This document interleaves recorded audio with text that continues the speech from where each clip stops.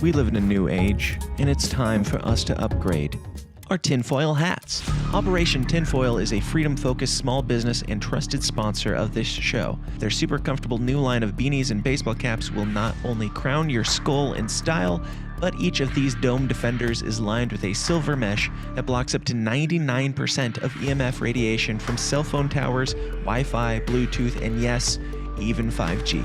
We don't know what EMF radiation does to the brain long term, but neither do they, so don't be their guinea pig and don't wait around to find out. Get your stylish tinfoil hat of the future today at gettinfoil.com. Use the promo code SYSTEM for $10 off your order. Again, that's gettinfoil.com. Use the promo code SYSTEM for $10 off your order.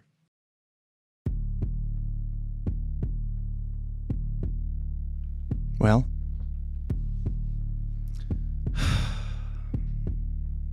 there's a lot of really important things happening in the world. Jews are bombing Muslims. Muslims bombing Jews. You and I paying for both of them. It's a tale as old as time. But we're not here to talk about that. No. We're here to talk about a different tale older than time. One where libertarians are fighting with each other on the internet. Calling names. Yeah.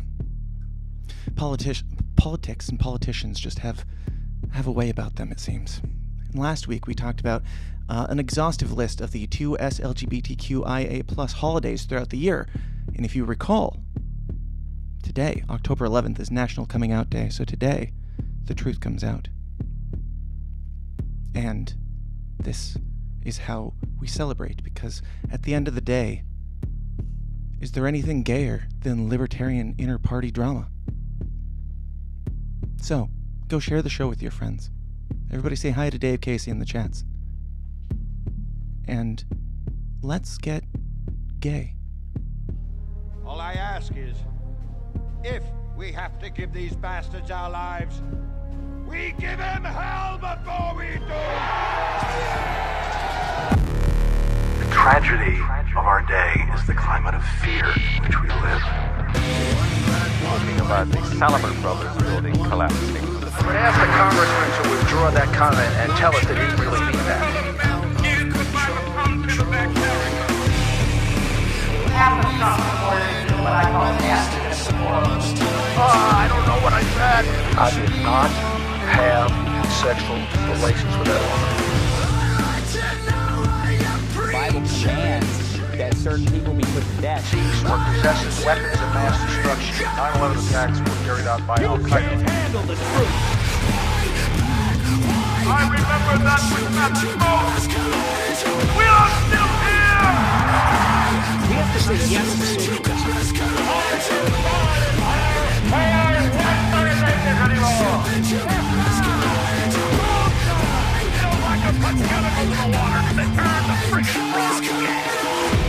Let you know tomorrow.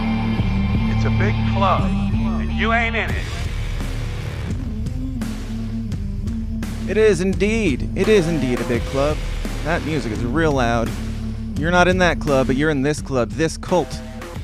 There's a lot of cults out there. And this is one that tends to avoid most others. But welcome back to it. If you would like to get deeper and deeper into our cult, you can go on over to patreon.com/The System Is Down and sign up for the Downers Club. People like Ben Weir, Melanie Roberts, Kimberly Owen, Stefan something, RJ, JC, Justin Savoy, Joey, Amy, Matthew, Zach Varnell, Danielle, Kimberly Owen, Git Kid, Alex W. Magoo, Zareth Anarchy, Hefflum Swoozles, SDG, Carolina B, Paul Brandenberger, Joe Kabinski, John Odermatt, Brian McWilliams, Mary Rome, John Barnhouse, and somebody else.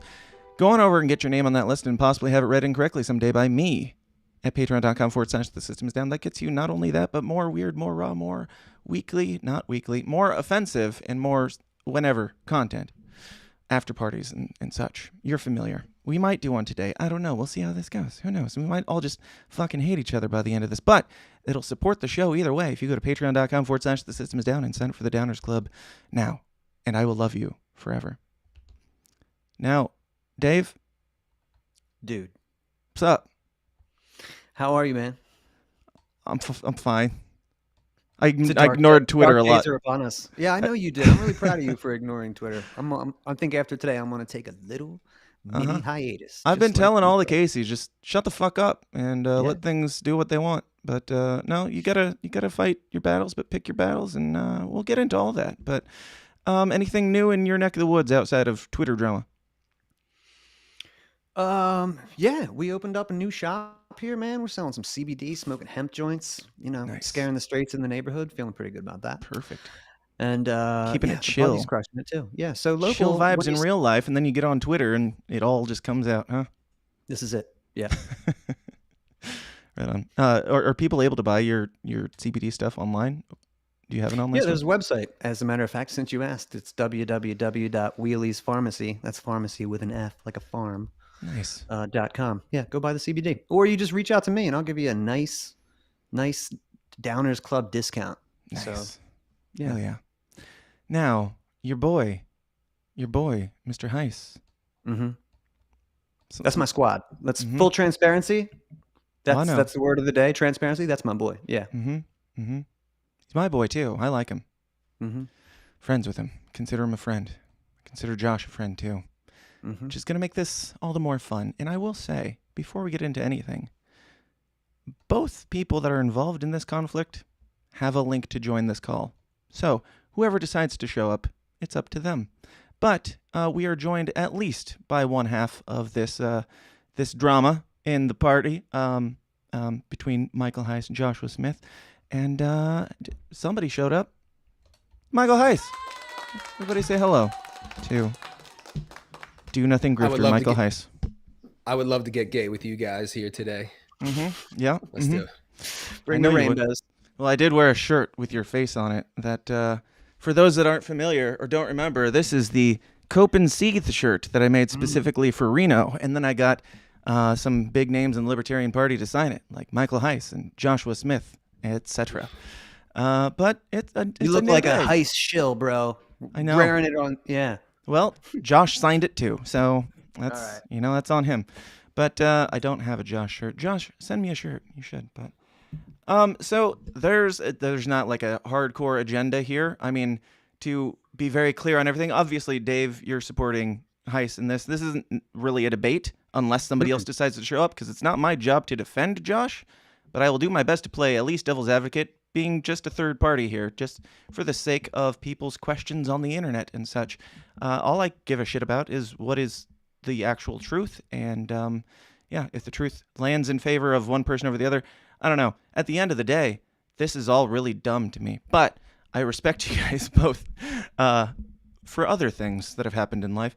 But Heise, who are you? And do you want to get... Let's not get too deep into the drama just yet, but just give a little bit of background on you and the Mises Caucus. Well, I'm going to do a quick, complete pivot I'm going to jump out of gay mode for 1 second. No, I'm going to jump out of gay mode for 1 second and I want to give a big congratulations to the guys over at Bring Our Troops Home. They just tweeted out that the New Hampshire House of Representatives State Federal Relations and Veterans Affairs Committee gave a tied 10-10 vote on the ought-to-pass motion for Defend the Guard, and so now their bill will be moving forward to receive a full vote on the New Hampshire House floor. So congratulations to Diego, Dan McKnight, and also Amy Lepore, man. The Mises Caucus got and largely due to Amy, got 200 people to do phone banking for that effort and flipped multiple state house reps in New Hampshire. So now there's going to be a historic vote. And if that passes, that is itself history. And that's a big thing that we've been doing. So I'm just psyched about that. So awesome. All right, back to gay world. And Gotcha. That is awesome. I don't mean to gloss over that, but yeah. Good job. But yeah, man, Good job, y'all. founder and up until today, chair of the Mises Caucus, or more specifically Mises PAC. We got started as the Ron Paul revolution to take over the Libertarian Party, to make it based, to make it represent the wider liberty movement, as was kind of archetyped by Ron Paul, and take it over to do something with it, and get the messaging strong, get the remnant raised and inside the party, and then create a strategy to do something with the party and be effective. After Reno, we came up with that strategy. It's called Operation Decentralized Revolution. And, simply put, the idea is there's two areas where big L libertarians are clearly the most effective and have the best chance of being effective, and that is issue coalitions and local level victories with teeth. So, namely, city council, mayor, school board, things like this, local level legislative positions where you can actually put forward and then pass nullification legislation against the feds or against the state. So we've gotten several issue victories. We've gotten several candidate victories. We got more coming this year. We feel strongly about. And the whole thing is about kind of institutionalizing Project Decentralized Revolution through the party. And we have a presidential race coming up. And for us, the point of that race is to, get somebody who is going to be unapologetic and bold and tell the truth as effectively as possible to as wide a number as possible to, again, bring that remnant in, and then we can funnel them into this strategy for something that actually works. Nice. I like it. That's good. Good sales pitch right there. So going back to the beginning of the Mises Caucus, the early days, did Josh Smith start the Mises Caucus?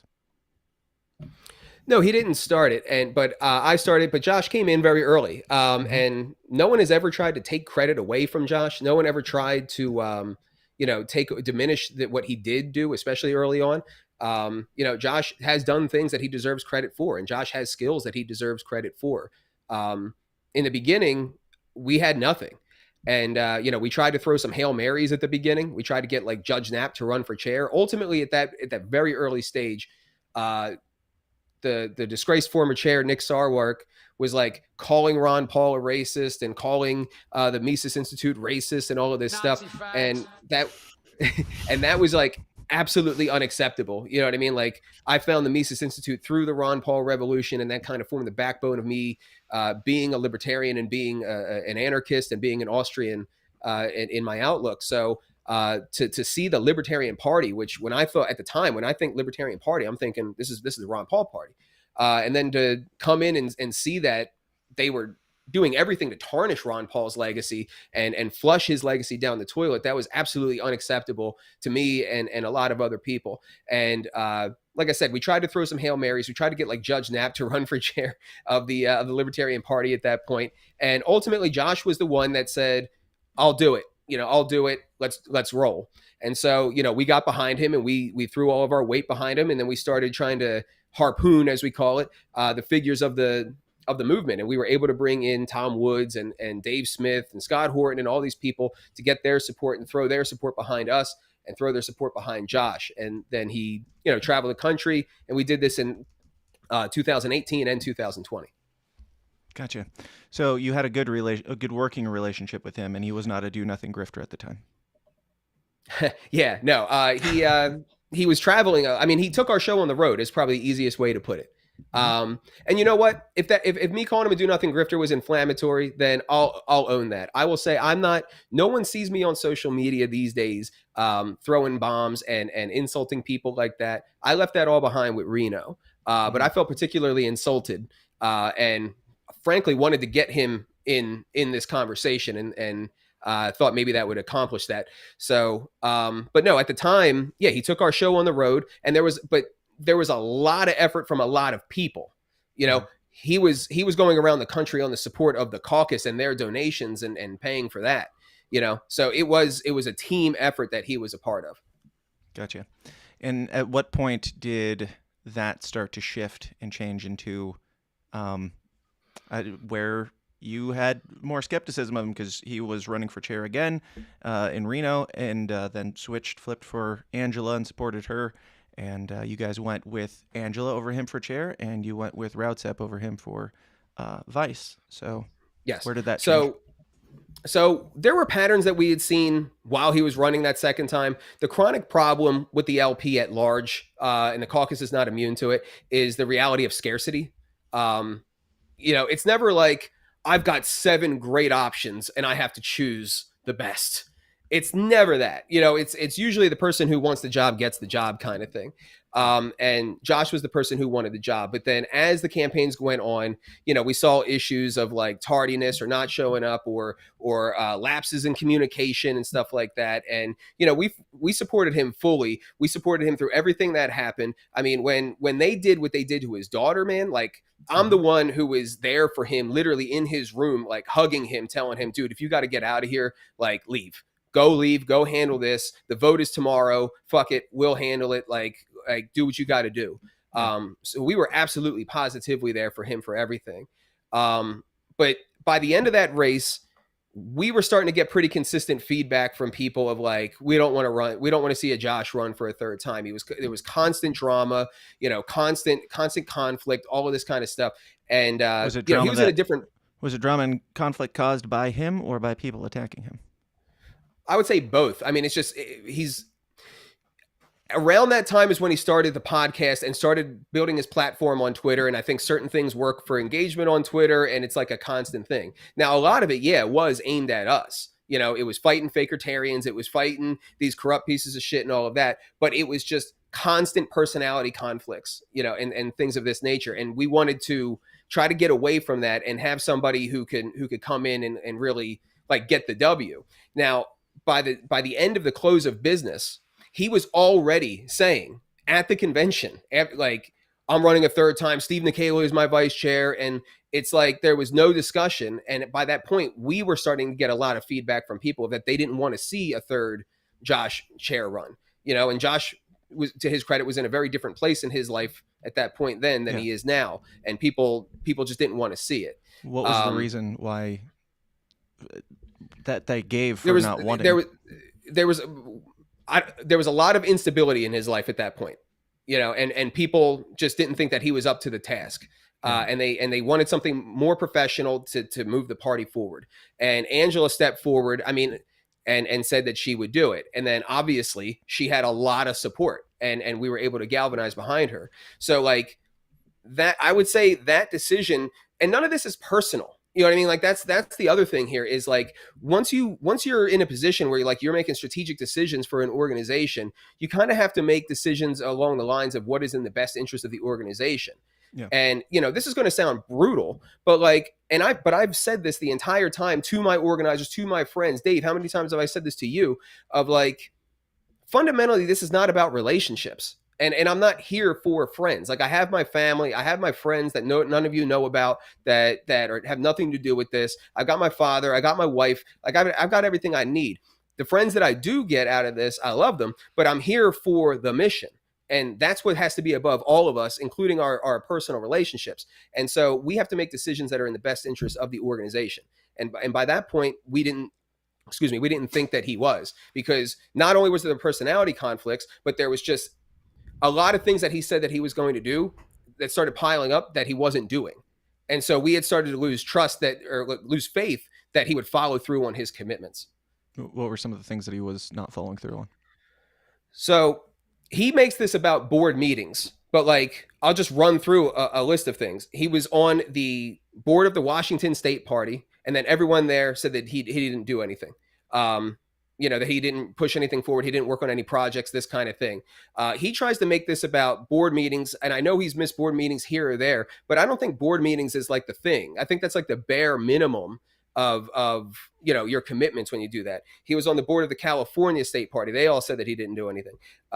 He was on our board. He was supposed to be our candidate guy. And I had to do all of the candidate interviews. He didn't do anything with it. So we had to replace him there. Then he started like saying he was going to make a shoe company, and then he didn't do that. And then he fundraised for a documentary, and he didn't do that. And then he went to the Iowa party, and I don't know of anything that he's gotten off the ground there. Like I know he's talked about running for office there, but then didn't do that. And then he's running for vice chair, and we can get to like the details around that. But then he was running for vice chair, and went around the country making all of these promises to people, never made a motion to like do the 50 state media hit squad or anything like that. And like, there are problems, and like there were problems on the board, and we can get to that as well. But he wasn't present in solving them. Like Andrew Watkins had to file his Region Zero reports for him.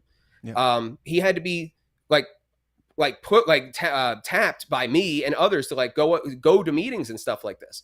So like at some point you need somebody who's going to be on the front lines as the leader and not just filling a seat. And that's what we tried to handle this in as cool of a way as possible in 22, because he's going around saying, oh, well, I beat your candidate.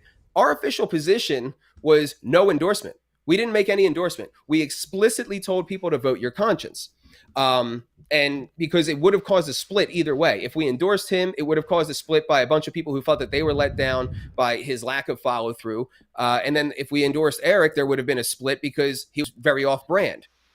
So like, ladies and gentlemen, Joshua Smith. What up, retards? How we doing? Changed How's his everybody mind. doing? Getting gay. Thanks for showing up, dude. Yeah. First of all, let me clear up all the lies you just told fucking 5 seconds ago. When I was on the Washington State Board, I was running for chairman for your cause, by the way, and I was gone literally every single weekend, so I missed a couple of meetings. The Washington State chair of the board fucking endorsed me that year, okay? So I wasn't derelict. You just got together with Anna Johnson and Angela McCardle. No, dude. No, it's not. And that's the thing. You're together. Stop it. You got to say your little piece about what I did. No, I didn't actually finish. You came in the middle of my talking. Hold on. Hey, listen. Both of you, stop, or I'll mute you both. I was running for chair in 2018 when I was.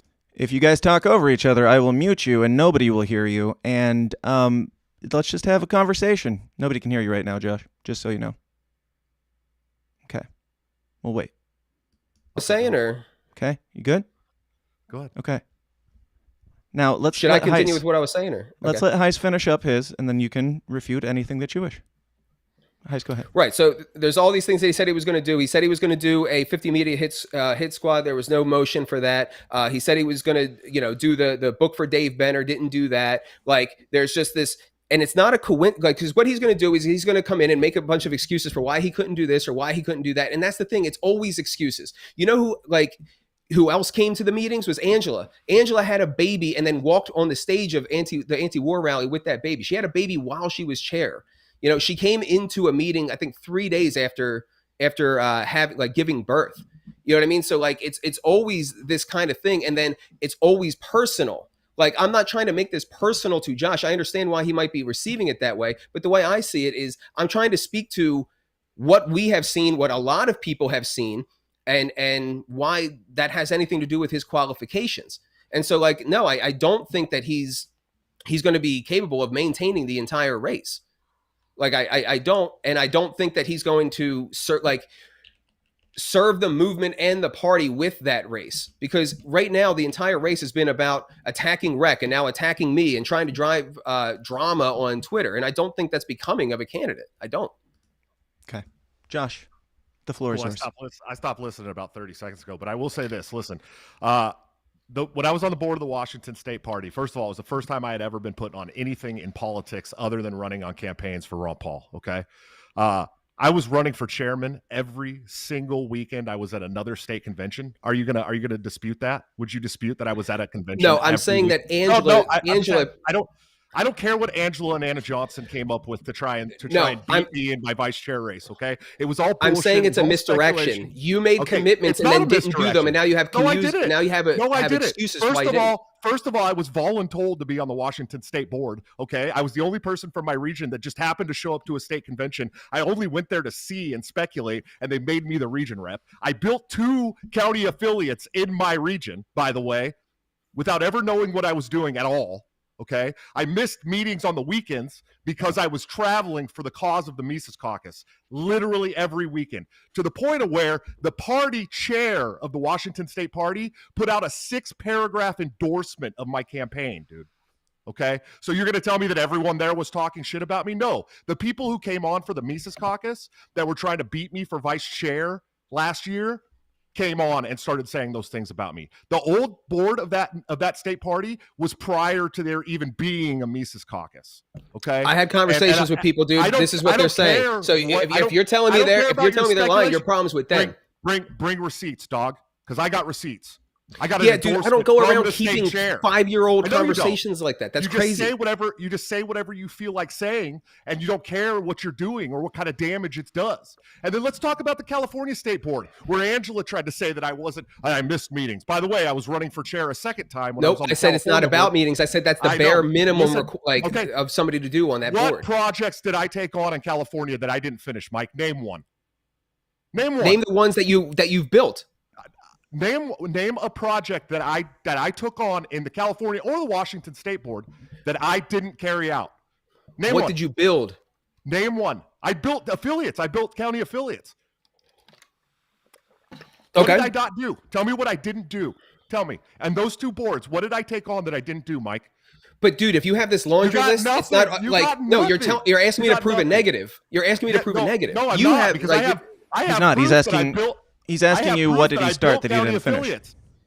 I have proof. No. I didn't say he started anything in those contexts. I said that I don't know of anything that he's built. I think the only thing that he has to show for his work product. Dog, you just used your voice to try and call me a liar and a do-nothing grifter. No, you I said what I'm saying is that the things that I did. I don't care. Listen, no, what I'm saying is nobody can point to the things in real life that you have built other than their personal platform, which is what this is all about now, in my opinion. Movement, bitch.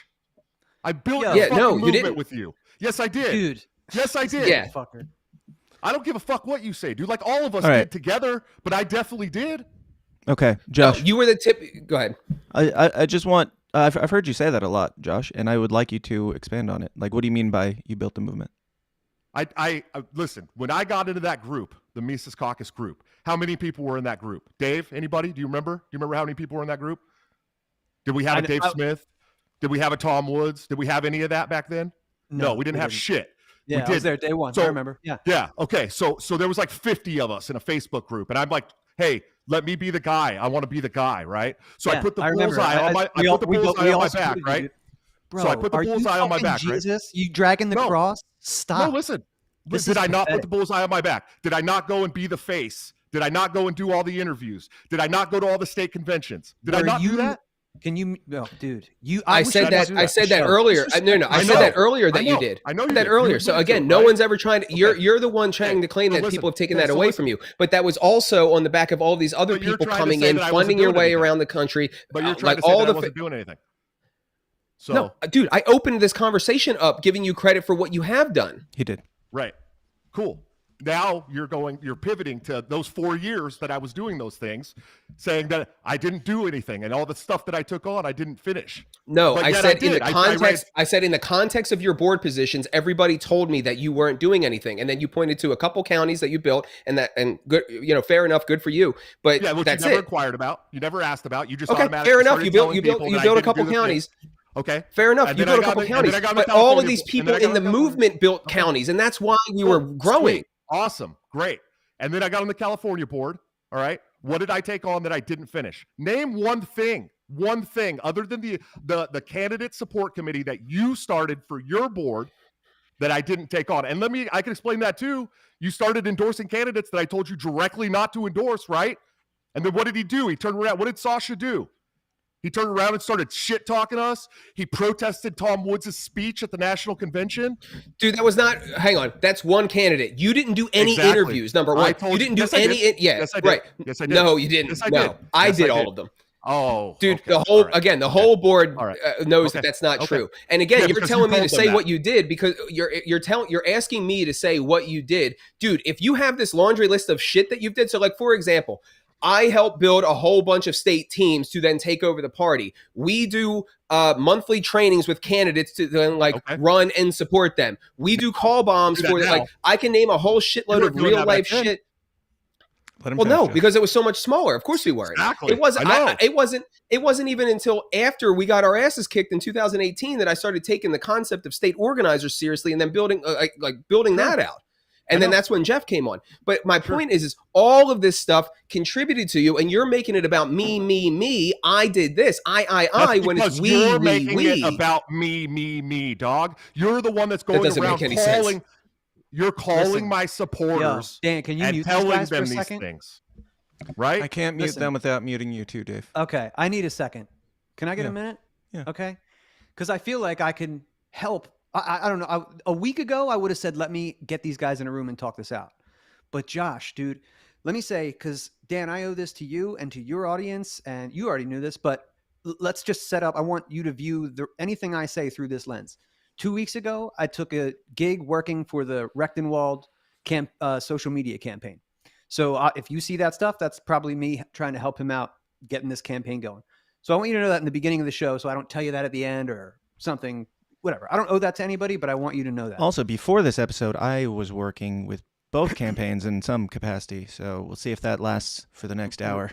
But if anybody thinks that I'm going to say something because of that, then you don't fucking know me, and I don't have time for you, and it's all good. I'm here to find the truth. And if you have any questions for Mike, Josh, me, you put them in this, put a fucking fake super chat in there and get it in, because this is the last day I'm going to talk about this. This actually makes me so angry, so sad, so anxious, dude. But I think that I have something to add to the conversation, because Josh, until a week ago, dude, I was sharing your shit, telling people that this is a good campaign. May the best man win was my attitude. And you fucking forced my hand, dude. I can't believe you put those screenshots out there, and then I don't give a fuck. Yes, dude. I know you don't give a fuck. I know don't lie about me, dude. Your energy is chaos, bro. Your energy is chaos. That's what you're bringing into this call and into this party. So don't fucking think for a minute that I don't see it. And then you had the audacity to double down when Mike tagged me and said, "Hey, man, let's go on Dave's show and talk about this." You said no, and your little fucking synthwave simps came out and go, "Oh, he'd be a puss. Why would he do that?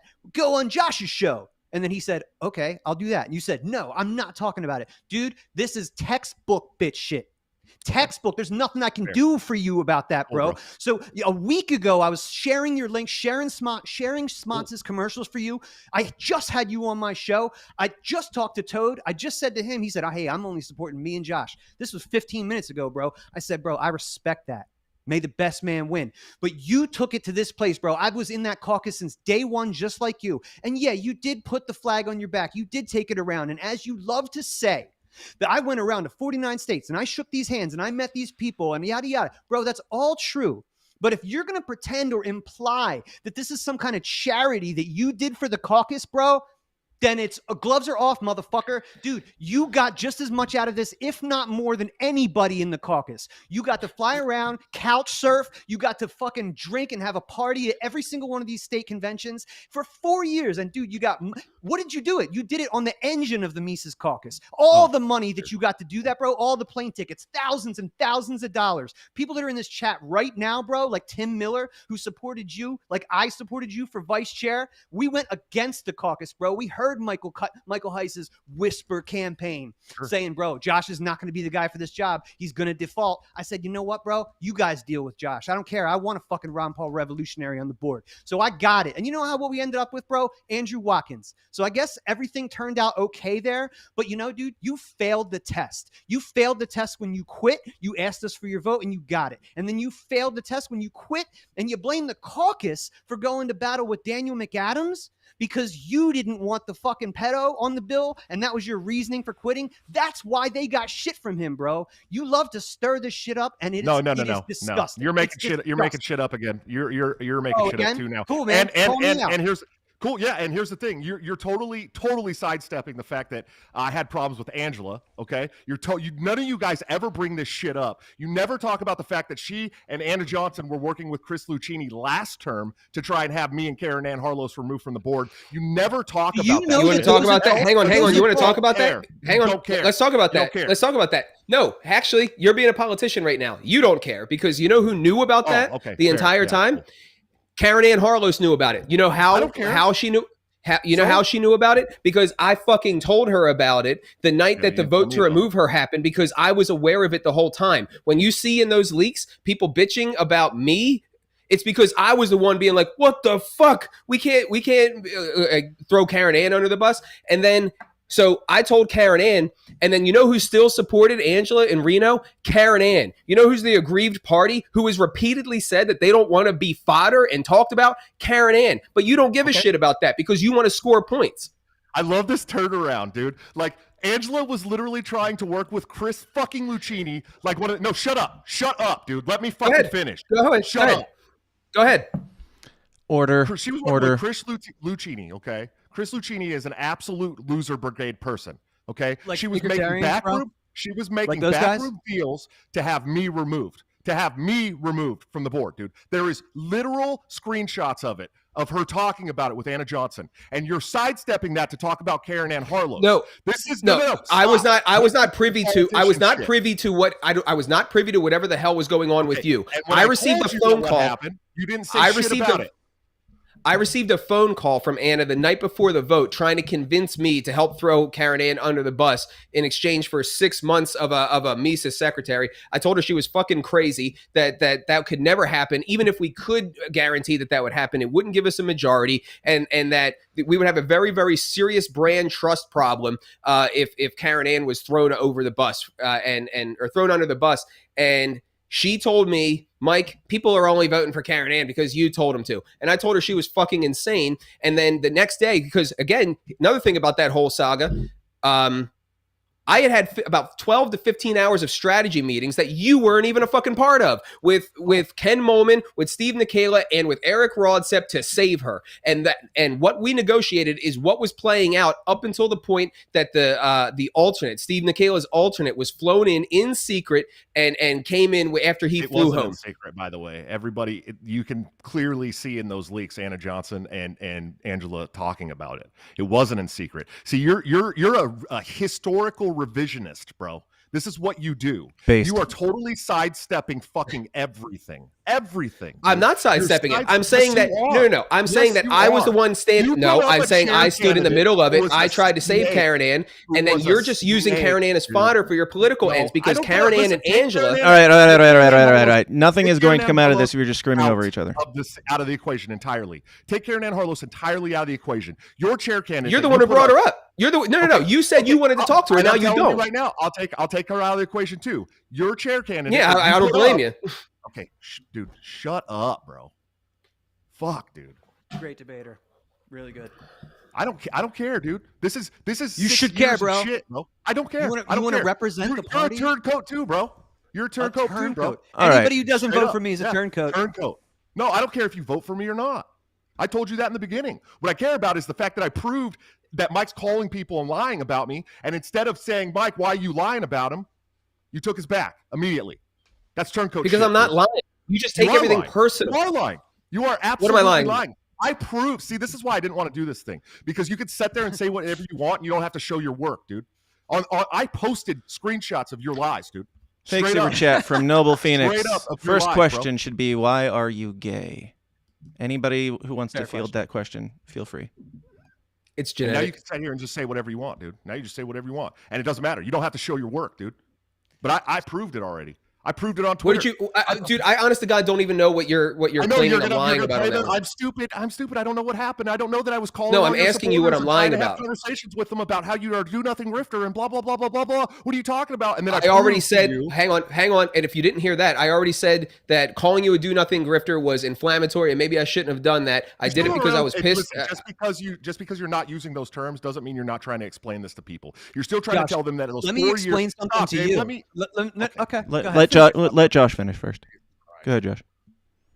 You're going around calling not only just people that are in the caucus, but my fucking supporters, my friends, people that are on my campaign team, telling them these things, Mike. Okay? And you're lying to them. You are 100% lying to them. No, I'm not. Yes, no, you are. And I've already proven it. Yeah. You're telling people that I started this campaign to split up the movement, to split up the caucus. Bullshit. No, I said I think that's not what I said. I didn't say you started. That's not true. Yes, that's not true. No, I didn't say you started it. I said I think you benefit. I said I think you are purposely trying to drive a split and that you benefit from it, and you do. You're a liar, dude. You're just a. We've got screenshots. Yeah, I have screenshots. Yeah. Give me a second here. Let's see. This is exactly. I do not believe I ever said that it was started for that purpose. Hold up. I will say, either of you, if you do have evidence, feel free to send it to me, and I will screen share it. Let's read Mike Heise's actual words. He hasn't done anything to support it in years, and twice now has set out to split it while misrepresenting why he didn't get the support as a means of striking at the brand. Okay. That's not what you said. I said. That's not what you said. I said. Yes, it is. To set out twice. No, it's not. You said that I claimed that you started it for the express purpose of doing it. It's not what I said. He wasn't supported for VC because everybody that's worked with him knew he wouldn't do the work. But we likewise didn't want to cause a split, so we said vote your conscience. Bullshit. Angela went into the caucus group the second the vote was happening and told everyone to vote Rodstep. But that doesn't matter. Angela. That's Angela. The brand never said that. The brand said vote your conscience. Validated what we knew. But if you ask him, it's a betrayal and all this. Like we're obligated to support him. I never said you were obligated to support me, by the way. Everything. No, you're just a turncoat if you don't. Angela too. Angela's got to be a turncoat too. Sure, right? No, she's a turncoat for the snaky shit she did. I don't care if she ran someone else against me. I didn't care. I can't wait to list. I want to list all the turncoats. All the people if I cared so much, why did I drop out of the chair race and support her and have my delegates vote for her, Dave? Because you're a political hack. No, because you'll do whatever to advance yourself. Yeah. Number 2 is pretty sweet. That's why you ran and then you quit. I can't believe this is not obvious to anybody at this point. Why did I quit? Bro, I don't know. We could.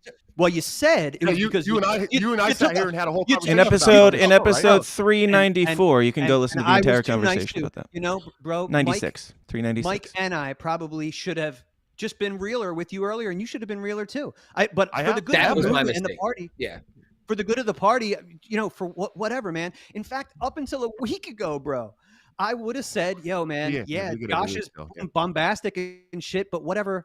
It takes a special kind of narcissist to run for president. So maybe that's good. I told you last. I watched your silly little meeting the other night where you guys all called me ego filled or some shit. I know you did. None of my friends here have ever been behind closed doors with me and seen how worried I was about all this and how I didn't think I was good enough and I was never going to be able to do it. Mike's never sat there and heard me say that to him before. But yeah, it's all about my fucking ego, dude. You got me. You caught me. That's it.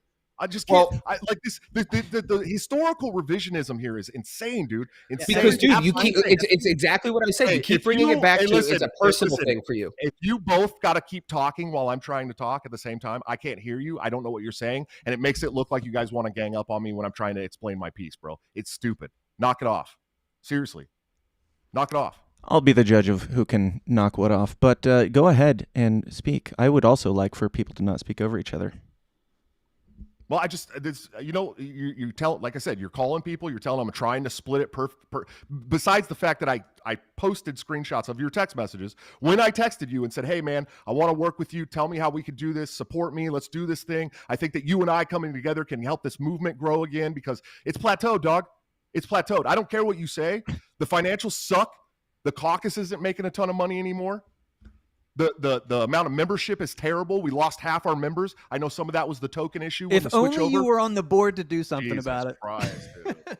If only you were on the board to do something. Yeah, sorry, bro. I got tired after like the 50th fucking membership call where people were like, "Hey, why is Angela telling people you're not doing anything?" Oh, okay. It was stressful. Well, it was a stressful job. You should run for president. If that was a stressful job, you should do that because that's obviously it's going to be be less. Cool, way bro. more. Yeah.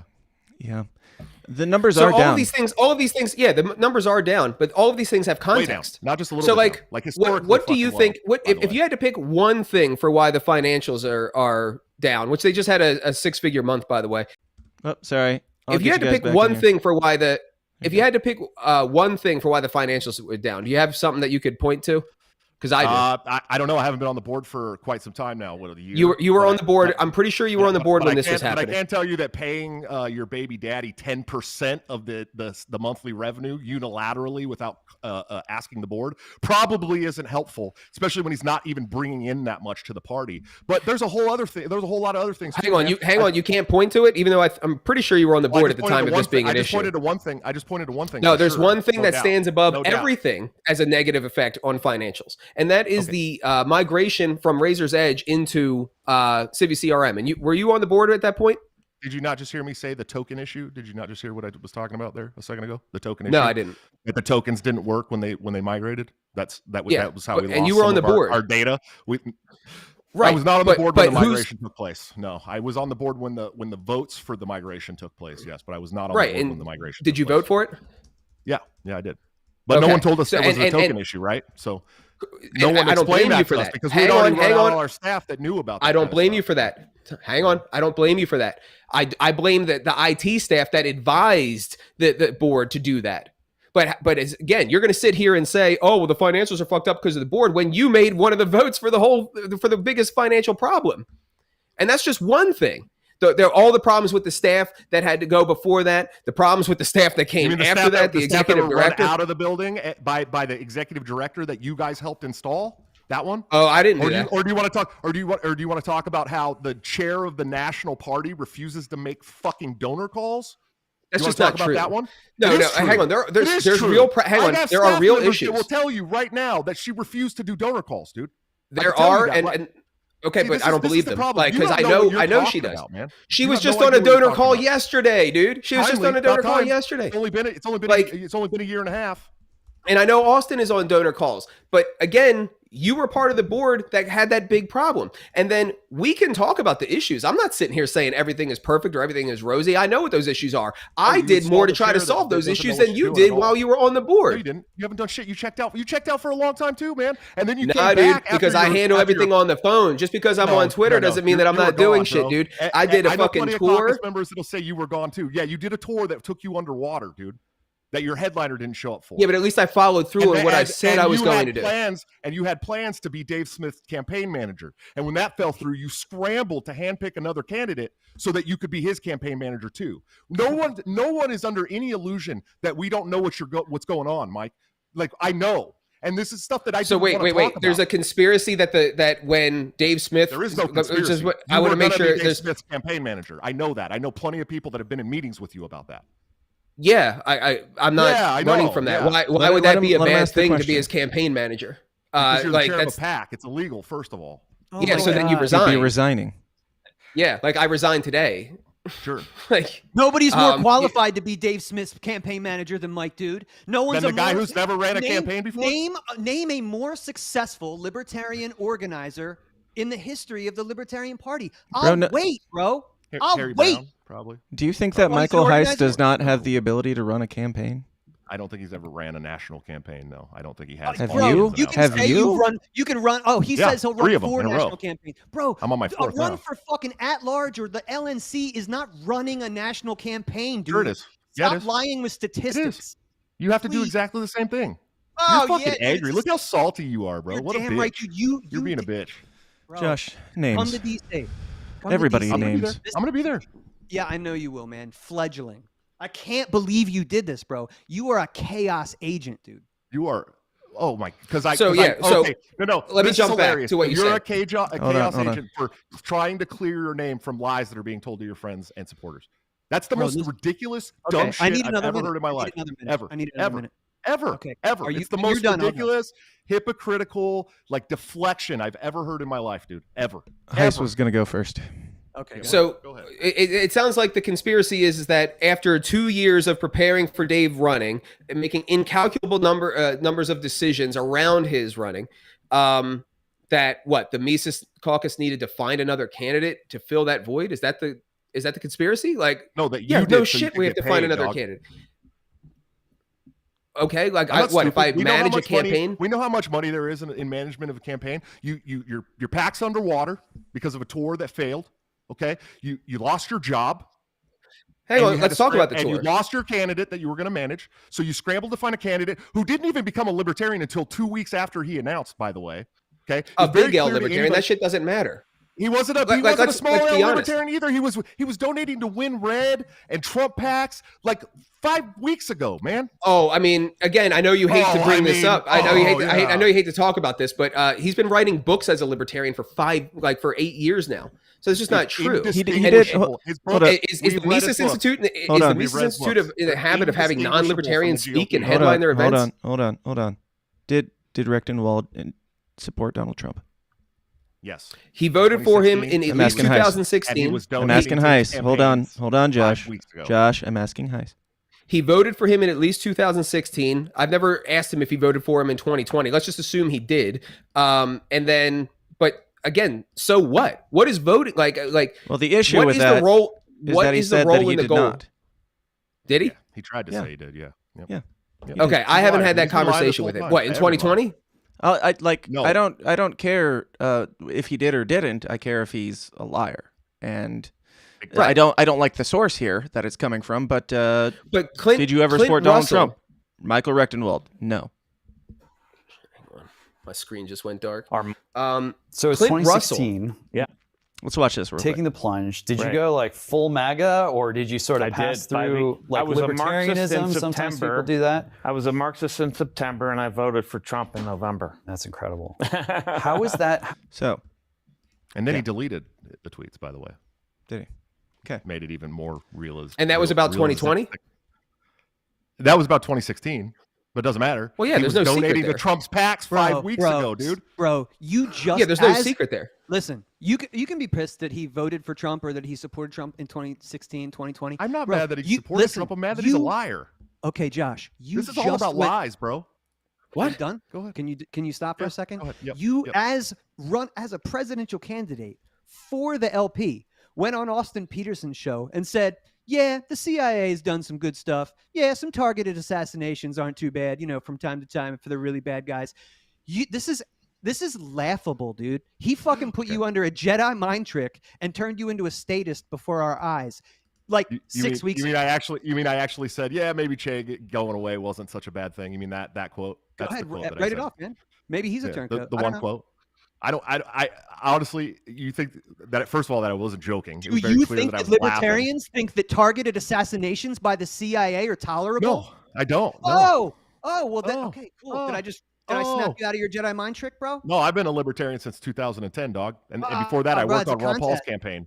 So, bro, you know what I care about? There's so many shitty libertarians. I care about character, and you're exposed right now. Your character is exposed. It doesn't matter that you've fucking been in the movement or been in the party for 10 years. I could care less, bro. That's why you deflect from every single thing that your friend did. Listen, everything. Do you remember the time? Do you remember the time, Josh? Are you Funny done? to me, actually. Do you remember the time wait, real quick, Josh? I said to you, "Yo, man, this is probably 5 years after I had known you, and I applauded you and cheered you on when you parlayed the energy that you and the caucus created together to turn it into a great podcast, man."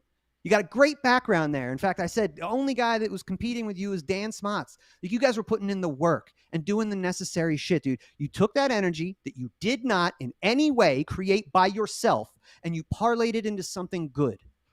That was good. But somewhere along the line after that, I'm sure you were making hundreds of dollars a month, and those fucking numbers dropped, bro.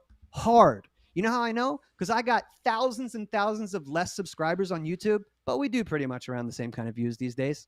So I know that hurts, and I know that you are a great self-promoter, or as you'll say, I can know how to run a campaign, which really means, dude, you know how to promote yourself.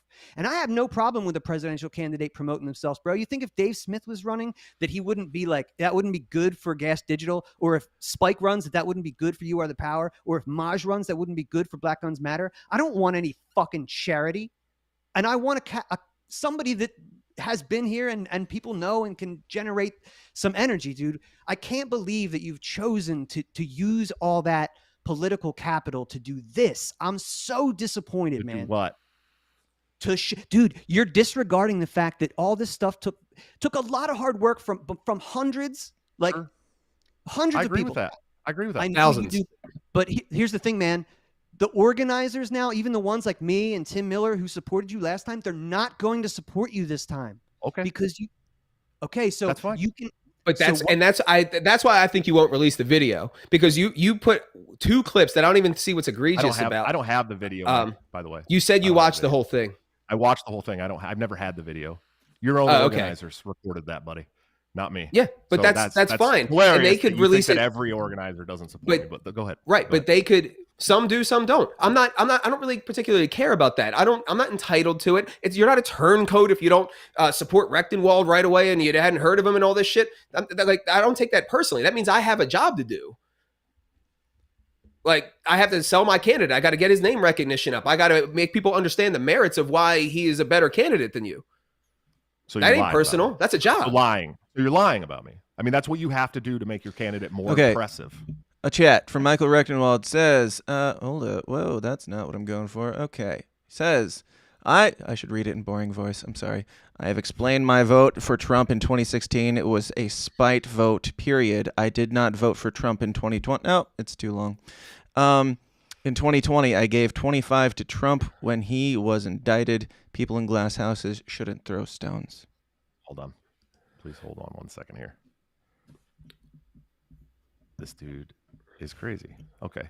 So in 2022, November 8th of 2022, MichaelRechtenwald.com posted on his Getter account. Trump is giving a world historical speech right now. It's almost over. It was so moving. I'm actually crying. Okay. That's true. November of last year. So he's a liar. Well, what was the speech? Care what he says. Hang Who on, what gives was the a shit? speech? You can't tell me you don't support Trump when you're donating to his PAC 5 weeks ago. Whoa, no. And You you're just saying said on there's- Chris no, Mayor's there- show that he's the best president of your lifetime. You just said that. I said last night. I did. First of all, I did And not you're say he using was his the rhetoric best in your president of campaign, my in lifetime. your No, current I'm not. libertarian No, I'm not. campaign. You're making You're that running up an and America trying to First do it. campaign. Josh, What are you talking about? America First was Josh, coined on in, like, Chrissy the Mayer 50s, last night, dude. you were talking about how you wanted to be the Trump of the Libertarian Party. I said populist. I'm the populist. Right. America First. The candidate. America First. I didn't say anything about Trump being, I wanted to be just like Trump. I said that Trump was smart. He did what he needed to do to get elected. I've said several times that he historically let me down with not pardoning Assange, with not pardoning Snowden, with not ending any wars in my lifetime. I just had another interview today where I said those same exact things. I'm not out here trying Well, to I tell don't people care. I don't something care I'm if you not even at supported all. Trump. I wouldn't care. I don't care if Michael Rechtenwald supported Trump. I don't care if you did. I don't like whatever. What I care about is if he says that he didn't support him and he did. That's really all that matters in this. And it's clear that he did. I mean, he was donating to his PAC 5 or 6 weeks ago, man. Literally. And Win Red, by the way, which has worked its ass off to keep our candidates off the ballot around the country. They literally spend millions of dollars to keep our candidates off the ballot. So that's really cool to have a presidential candidate that all of a sudden switched over from the Trump team to the Libertarian Party, who's been Trump donating team. I mean, Like, yeah. You're donating because to the again, Trump you're PAC. taking a Trump team, contextual, dude. because you're taking, and this is why they're Let's look saying, up well, my you just said, FCC hang reports on, and see who hang live on. donated. This is why they're saying, well, you just said this about Trump, because when you have a lot of content, like you can again take, or a lot of tweets and everything, you can take everything out to and make it without context to make some wider claim than what it really was. You could easily isolate, say, Clint or Dave musing about one positive aspect of Trump and be like, he's a Trump supporter. You know that because that's what our fucking haters did to us for years. And now you're employing the same tactics because it benefits you personally. Facts. I'm showing actual facts. Like no, he said that he enjoyed a speech. You're very good at deflecting from dude, facts, dude. There's aspects of Trump's speech that I enjoy. He's fucking funny. And he's also been donating to Trump's PACs and Republican causes and the Win Red PAC, like literally. But he's not hiding it. He just said on the screen, yes, I donated to Win Red when I was pissed off for that. And you're trying to make it out to be something else. And then you're also ignoring the context of all the libertarian articles he's written, all the libertarian speeches he's given, all the libertarian books he's written. You know, I don't know if the Mises Institute is really in the habit of headlining anti-libertarian speakers that they're headlining their events. Like, how many times has Jeff Dice said that he hates the Libertarian Party? How many times? I've had him on the show. Who cares? What I'm saying is that he was literally the director of the Mises Institute and he hated the Libertarian Party. Oh, well, do you know what he's saying now? You want to know what Jeff's saying now? I do know what he's saying. I already know. And it doesn't matter to me. What doesn't matter? Why don't you say it? Why don't you say it? What doesn't matter? That he supports Rechtenwald. No. He endorses Rechtenwald. So if you want to bring up Jeff, let's fucking bring up Jeff. You think we don't got any endorsements coming down the pipes, dude? Who are they? But you're the one who brought him up, dude. This is the third time now that this has happened where you walk into this. Your argument ethics are so crazy to me, dude. Like so crazy. The fact that I'm sure they are. You will deflect from any evidence or proof that proves what you're saying is wrong, dude. You will deflect from keep just saying this single. Well, let's. I make a point and then you do this. Let's stick to facts. Josh, your main issue was that Heise was lying, and it seems like it was mostly about the Whisper campaign, and that is kind of what all of this hinged on at the beginning. It seems like. So why don't you say like a little bit what you experienced or what your supporters said he was sending, and we'll give Heise a chance to respond to that. Well, I read part of it, that he's going around telling people that I'm running this campaign to split the caucus, that I'm a do-nothing. Basically, I mean, he started this whole conversation here out with that, he did all these things and he traveled and he did all these things but he still didn't do all these other things. And it's like, I tried to ask him, like, what are those things? Like, I will take, even if we wipe out the fact that I gave you recommendations on which candidates to support when you did make me the chair of the candidate committee for the caucus, even if we wipe that out, Okay. I'll take full responsibility that I didn't do my job there. Okay. I'll take full responsibility for it. Totally fine. Even though I was already upset about Sasha. Okay. But you're sitting here trying to say that I didn't do this and that and this and that for when I was on the board of the Washington State Party. Meanwhile, the chair of the Washington State Party has actually endorsed me at the time for chairman of the national committee. Okay. And several others on that board too. So it would be really crazy if I was like this derelict in my duty guy on the Washington State board, but yet the chair and other members of the board were endorsing me. Let's move to California. Okay. Then you bring up this California board issue that I didn't finish what I said. What did I've asked you several times to name a project that I worked on in California that I committed to that I didn't do. Okay. Because at the time I know you, first of all, I know you don't have anything because I didn't commit to any other projects because I was running for chair a second time as the Mises endorsed chair candidate. And I was gone every weekend. And then halfway through that term, I moved to Iowa. Okay. And here's the funny thing is Angela said she worked on me on this board with me all this time and all this stuff. And she knows that I didn't do anything. She was on the board for one meeting because she came on after somebody resigned. She was on the board for one meeting that I was still a member of that board for. And you know what? The term before that, Angela missed like 4 meetings. 4. Okay. So like you guys dug up all this shit about me saying that I didn't do anything. No. We didn't dig up shit. I'm not the one with all the crazy screenshots. This is my experience. So I'm not just talking about you. I'm talking about Anna Johnson, who became the chair of Washington and was very against me for vice chair. Right. I'm talking about Angela. Right. So these people are telling you these things and you run with them and call my supporters and my friends and people who are on my staff for my campaign and tell them these things. Okay, that I didn't do things when I was on the Washington board, or I didn't do this when I was on the state board for the California party, or whatever. Okay, and it's not true. First of all, it's a lie, and it's a lie that you didn't even come up with on your own. You're just taking what a couple other people told you. No. Not a couple other people. Everybody that I know of at that time. Because, like, again, if you were did all this stuff in these states, how did California go for you at the convention? Because you bring up the fact that, like, I won the vice chair. You won vice chair with 60% of the vote against NOTA. 40% voted NOTA. So how did California, if you did all this stuff in California, how did California go? If you did all this stuff in Washington, how did Washington go? They didn't support you because they don't see anything that you did. And then you're trying to turn it around on me to hang on. You're trying to turn it around on me to prove a negative, to say, well, you need to know everything that I was or wasn't involved in, where in reality, you should be able to say what your buildings, like what you built. Perfect. I built a caucus. We built a state organizer team. We built a candidate program. We built phone banks. We did countless events after countless events. We've done bashes at the thing. We did all this stuff. I can point and say this is the shit in real life that we've built. The only thing that I can think of off the top of my head, minus the 2 counties that you built, good for you on that. But the only things that I can think of that you built are your Twitter and your YouTube. And that seems to be what you are about these days. Okay. Are you done? Can I finish now? Go ahead. Okay, perfect.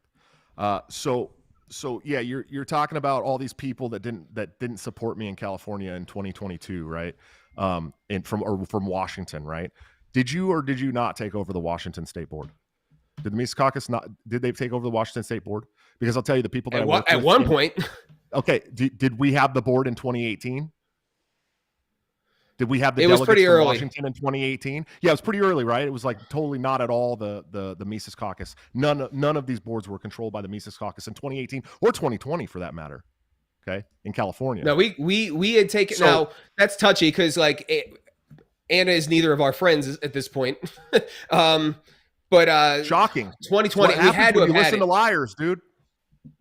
That's what happens when you listen to liars. Yeah, but you were friends with her too.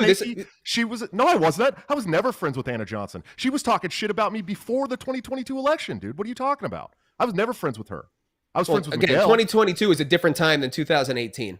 Yes, I will say I don't That's remember. That's what I'm saying. It was completely the delegates weren't even the same delegates from 2018, man. They weren't even the same people. It was completely different. So you're trying to use that to justify why I didn't have support from Washington in 2022, but it wasn't even the same people. But why would there be nobody defending you? Like, why would there be nobody defending you saying, no, Josh did all this stuff for our state?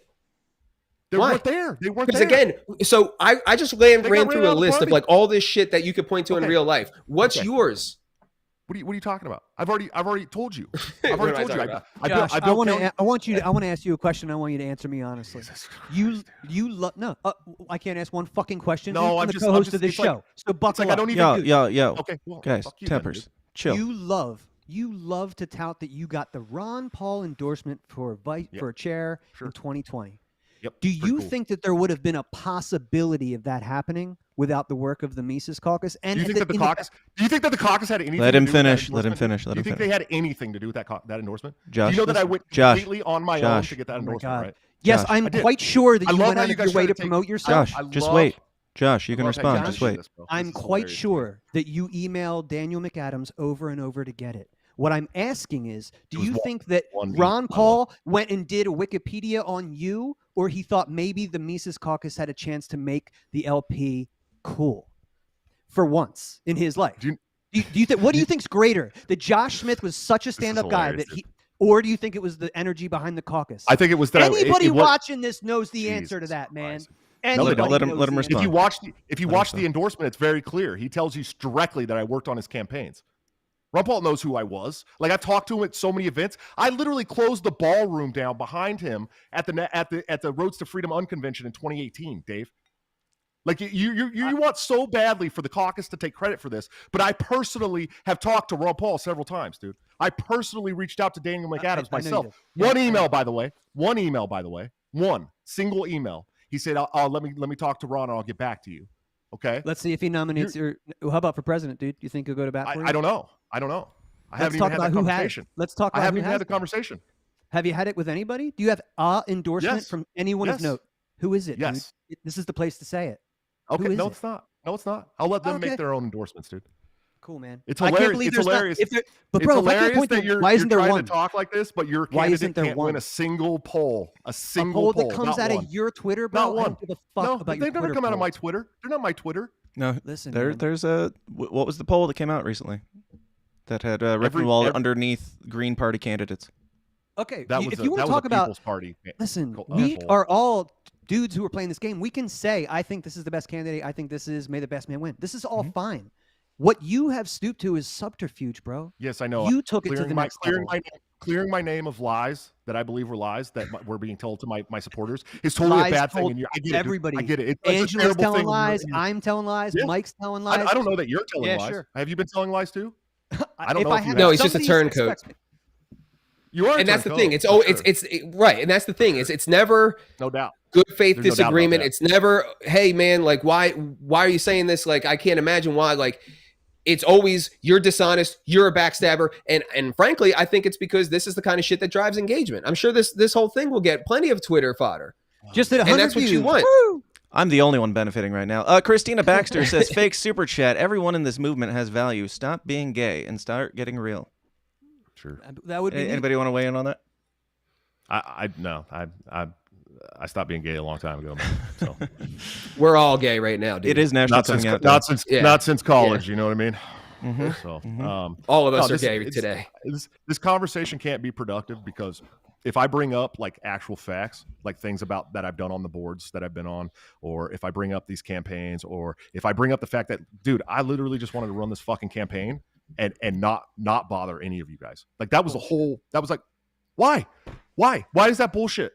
Why is that bullshit, Dave? Before I've been running for months. I've been running for months. You grabbed a screenshot of something that Spike texted about fucking trans and kids in anticipation of Spike maybe running so you could take him out early, bro, which I retweeted that because, it was a shitty fucking tweet. But what I'm saying is your motivations are clear. If you don't care who's best for the movement. You don't care who's best for the party or the caucus. You don't. Can I add to that?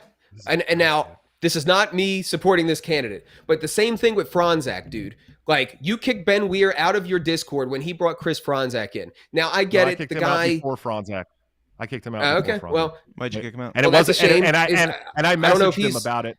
And I messaged him about it. It had nothing to do with. I don't know the details. I know this is your shit, dude. This is what you do. You're making up. It's fan again, fiction, bro. We're arguing minutia. Perceived it as. We're arguing minutia. Okay, you kicked him out before or after. At the same time, I kicked him out. I kicked out Boomer Shannon. I kicked out like 7 or 8 other people that weren't active in the chat, dude. That's all it was, because we were getting organized. So I kicked out a bunch of people that weren't active in my Discord, dude. That's it. Here's That's all that this was. is an example. Now you want to put that out there and try and drag me through the mud over it? Because okay, that's who you are. I'll concede that one to you. I'll That's concede not that dragging one to you you. I don't through the care. mud. It seemed like that from his perspective. It seems like. So from Ben's, the broader point No. is Franzak comes in. Now the dude has an OnlyFans is a fucking DGen. I get it. Like he's not my candidate, but at the same time, you swarmed him and attacked him. Now I have no intentions of it. Yeah, dude, all kinds of shit. I made a funny video, and that was an attack. Dude, you do this all the time on Twitter where you swarm people, and it creates a negative environment that other people don't want to be a part of. I know of multiple people who don't want to comment on who they support because of what they think will happen on Twitter from you and your people. And hang on, the bigger thing that I'm going for here, just to kind of display the difference here, is that he gets swarmed and attacked on Twitter. I have no intention to support the guy. I don't support the guy, but I know what Ben's doing. Ben is making a culture play. You know what I did? I went to an Attila show and I met with this dude to see if we could get a metal to LP pipeline from him. Can we create a network of watching this right now? To see if we could have a metal to LP network, can we create a network of people within the metal scene who are libertarian, dissident, conservatarian, whatever, and because there's a real thing in the metal scene of like not being able to speak your mind at the agent level and the manager level. And this idea has like grown. I've been in contact with multiple bands and they're all talking with each other now. And like, we're trying to create this culture move, connecting them with Phil. And then so even though he's not my guy, I'm going out there trying to pull something good out of it. Whereas the focus on the other side is like, oh, fuck him. He does suck my fuck, which is fucked up. But I think it just illustrates the difference. Now, I want to do a test right now. Just testing how libertarian we all are. Can we behave like adults while the authoritarian leaves the room for 1 second? Dave, I know you have a dog in this fight, but I'm asking you to be me for a second and just keep it from getting out of hand. That is all. Oh, but I don't have muting ability, but okay. I'm done yelling right now. I got most of my anger out already. Justin O'Donnell, who is the author of multiple Franz tweets, says the fun little feud with Joshua was all in good fun and good sport. Josh's clapback was hilarious, and even Franz liked it, bro. Okay. Well, I made fun of Franz too. He may have liked it, but I had a face-to-face conversation with him. So okay, right. And this is a situation that Dave probably agrees with me on. So Dave, moderate for a second. I'll be right back. I mean, we're gonna talk about Franz, like that's so dumb. I really want to. No, I brought that point up to illustrate the difference. No, I brought that point up to illustrate the difference. It's not a deflection. It's illustrating the difference. That even if it's not my guy, I will try to pull something good out of it. I will try to make a move to make something happen for the culture. You will not head on talk about any of the things that I've brought up. You have always got to deflect. What if I avoid? Hold on, Josh. I want to talk about something that you brought up. You keep saying that you were making calls, talking shit on me, spreading lies about me. So I can tell you that for months, Mike and I talk a lot. He would call me and he would encourage me not to vote for you for vice chair because he was certain that you would not do the job well, right? Okay. And that this would turn out in disaster. And I said, we just debated it, bro. And at the end of the day, I decided to go against Mike in the caucus and voted for you, dude. So are you saying that he's lying when he's saying, bro, I don't think Josh is good for the job. He will not steer us correctly. Like, or are you saying that he said shit you don't like about him? Or did he lie about you? See, this okay, is another lies? deflection. I've stated them several times. First of all, the fact that he's telling people that I started this campaign to split the caucus. I didn't give a shit. Like I didn't even think about Michael Heise when I started this campaign at all. Like it didn't matter to me at all. I have multiple times. Anybody that's in this chat that watches my show will attest to multiple times, even since my resignation. Okay, have said. Okay, are you gonna let me finish, dude? Yes, are you gonna let me finish one fucking thing for once? So every show where this has been brought up, my resignation or anything on my own show, okay, I have said repeatedly, I'm upset, and even after the stuff with Angela came out, right, this stuff that proved that she was a snake completely, 100%. Even after that, I have repeatedly said that Jeff Douglas and Michael Heise and these guys are my boys. I love them to death. They're like my brothers. I don't give a fuck. We've been through the trenches together, whatever, blah, blah, blah, blah, blah. The Mises Caucus is still the way if you're going to join the Libertarian Party. Will I've Jeff always Douglas said go that. to bat for you or anybody? No, probably not. He's liking all these shitty comments about me too, bro. No, Jeff. What does it fucking so matter, again, dude? Because I Shut want you to up. have because you try to make it out to be a betrayal when the real question should be all these people that supported you for 4 years. Dude, let him all finish. these people that supported you for Heise, hold on. You're now Just let him finish. creating your own fucking narrative, bro. See, it's all about betrayal. No, dog, it wasn't about betrayal. Even after the vice chair shit, I still maintained that you were my boys and I loved you and I loved the caucus and I didn't give a fuck, dude. Like I didn't care about any of that. So it wasn't about splitting the caucus. I don't give a fuck. I never cared about splitting the caucus. That was never a thing that I even had on my mind. No, you don't what? Bro, I don't you think don't what, Dave? I don't think I'm telling fucking, you. Bro, shut the fuck up. Hold on. No, we're not doing that. We're not doing that. Josh, you don't just get to come in and just wreck shop, dude. Yeah. You can have a conversation, or you can, as you told me, get fucked, dude. Yeah, you can get You fucked. can have a dude. conversation. I meant that 100%. I dude. know you did. I know you 100%. did. You're a fucking hype man, dude. That's it. Okay. You're a hype man, bro. Who am I hyping? Your friend Michael Heise right now. That's who Okay, you're always well, hyping. Dude. I used it to doesn't hype even matter. you. It doesn't even matter. Caucus. I used to matter. hype you, bro, but you ruined that. That's your fault. Yeah, I used to hype you too, bro. I want to All the go time, back in. I constantly. want to go in the comments. You had no followers when you started coming around, 0, bro. And I had you you like built me up all just the like time, the Caucus, bro. All the time, you built bro. me up. You're right, and I thanked you for that. So you've gotten your credit. Thank you, No, man. you didn't. Really You're being a appreciate all the bitch help. about everything now. Everything. Okay, yeah. Everything. You're truly all right, you do bro. is talk shit. A bitchy turn. All right. Real quick, but hold on. I mentioned the stuff. Karlin Borisenko. You guys love to talk about this, and this destroyer of worlds, this woman, is in the comments saying Dave confirms whisper campaign. Let me explain something to you guys. The head of a caucus, bro, the head of a caucus calling people in the caucus to whip votes isn't a fucking whisper campaign, you dumb bastards. Jesus Christ. Get with the fucking program. He's got a job. Or just answering questions. Or just answering questions. Like, we're supporting Rectenwald. There's some people who are like, well, I haven't heard of him. Why not support Josh? And I have to answer, what do you want me to do? No comment? No, I genuinely don't really believe. Easy to just stop fucking no, lying. I don't. I'm not lying. I'm not lying. I I know that's your strategy to just say you lie over and over again. You were lying. But I'm not lying. I've proven it. I've publicly proven it. That's what this whole thing is about. That's why you're so fucking mad, dude. You don't got any. Dude, you have I'm the calmest one here. You have 0 receipts, dude. 0. So from Karlin, 0. fake super chat, why should we believe you when you have a history of throwing Josh under the bus? I'm not on Josh's side either, but I don't think he's the one lying here. Heise. Yeah, I mean, I don't know what that means, throwing under the bus, because what, we didn't support him for vice chair? No, it has nothing you know, to do with it. after, so like, speaking of Jeff, like I said, we saw some things that we didn't like, right? So at the Philly convention in 2020, Jeff claims that you leaned into him and said, oh, dude, thank you so much for sending me around the country to drink and bang chicks. And this was kind of commensurate with the kind of complaints that we were getting not to run you again. This is all hearsay, bro. I've literally never said that ever, not once, bro. The whole first campaign it's hearsay because we've never the whole first campaign I was in. It. We didn't Shut want the fuck this. up, dude. This is bullshit. You're a fucking lying slime ball, bro. The first campaign I was on, but between 2017 and 2018, dude, I had a girlfriend named Lucy that I lived with that I came home to every fucking week, bro. I was hardly drinking at all. I definitely didn't sleep with any fucking women on that campaign at all. Not one until the very end after Lucy and I broke up. This was 2020. Right? Where this was said was 2020. Okay. Shush, please. Is it possible that it was a grabber by the pussy moment? It just locker room talk. I've never just said curious. that. This is straight up homemade bullshit, and you know it, dude. You know it. No, I don't. I don't know. No, because I don't think Josh. You've spent enough time with me, Mike. You've spent enough time with me, Mike. You know better. You know better. This is straight up.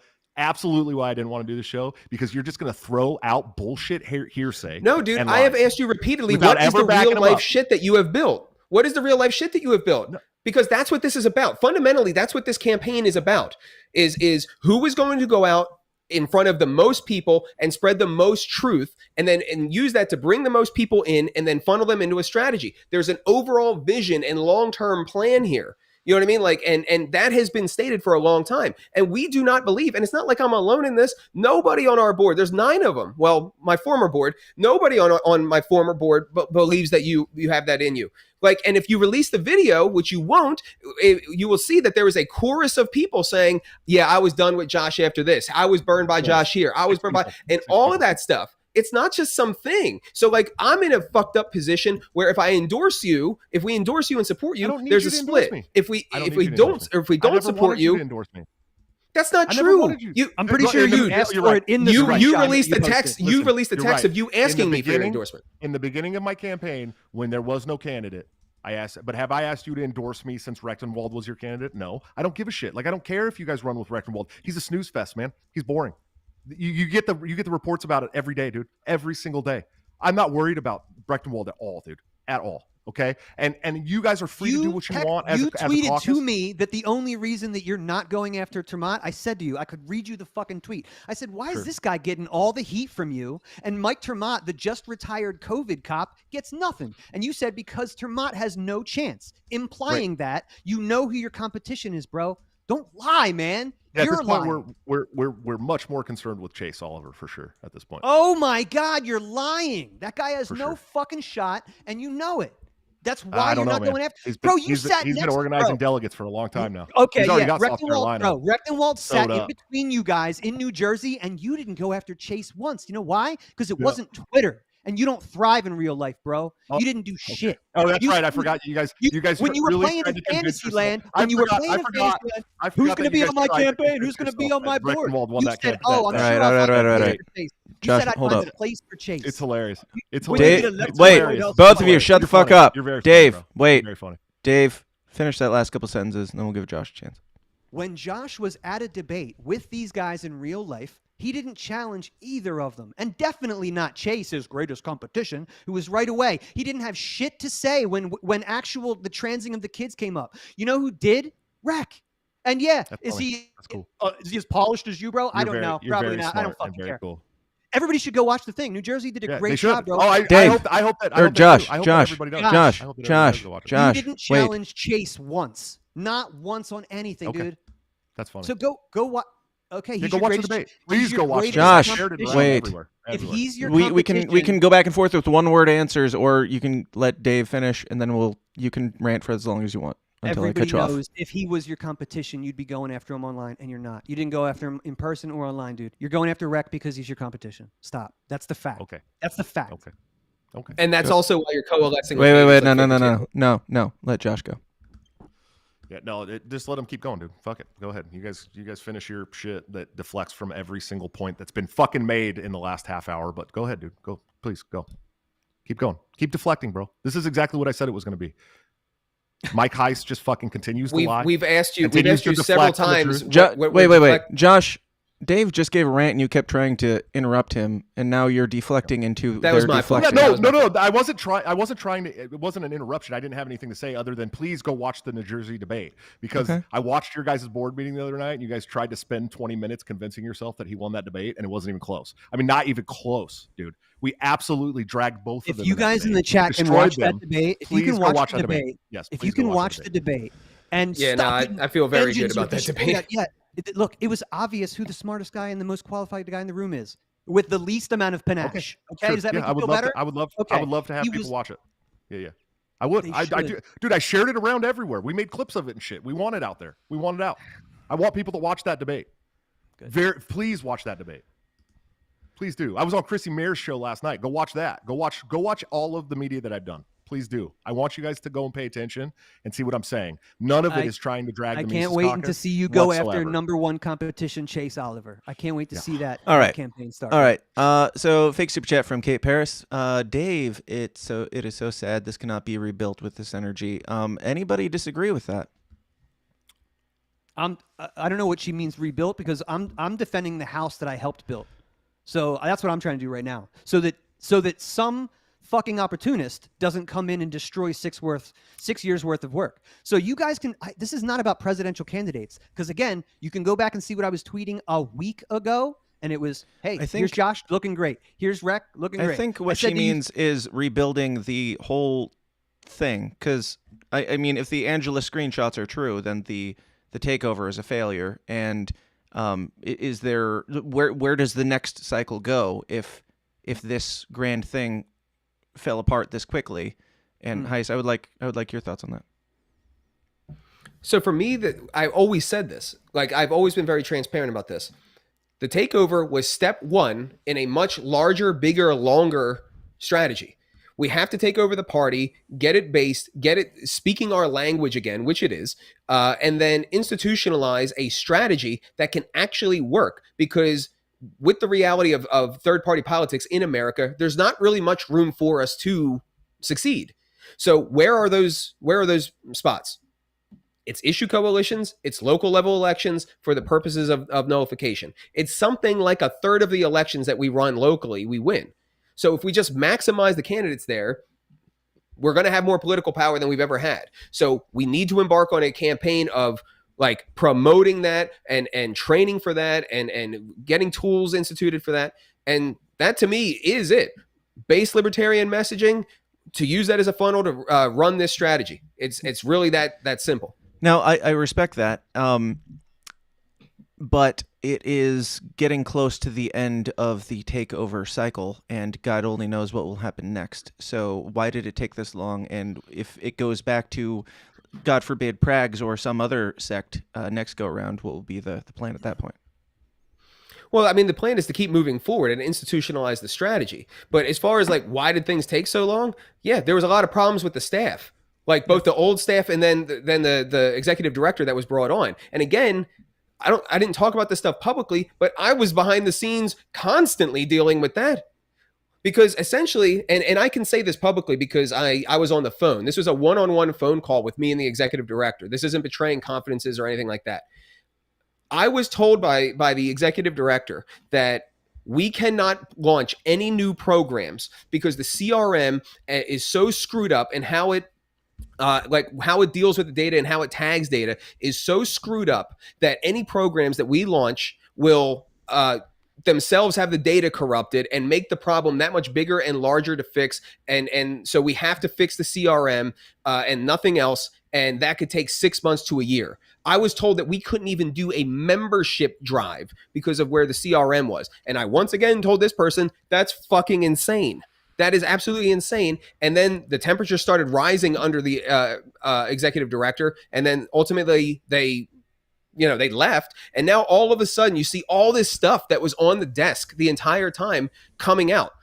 Operation Warhawk removal. That is an awesome thing. Voter gravity. That's an awesome thing. Anti-war billboard campaign, which is about to be very, very prudent with not just Ukraine, but Israel and shit. More anti-war events, all of this stuff. And like, I don't hear much about that. I don't hear about Project Decentralized Revolution from Josh. I just hear finger pointing of everything. And again, I'm perfectly willing to have the conversation. I'm not making the claim that everything's perfect or that everything has worked out. I mean, this is not unique.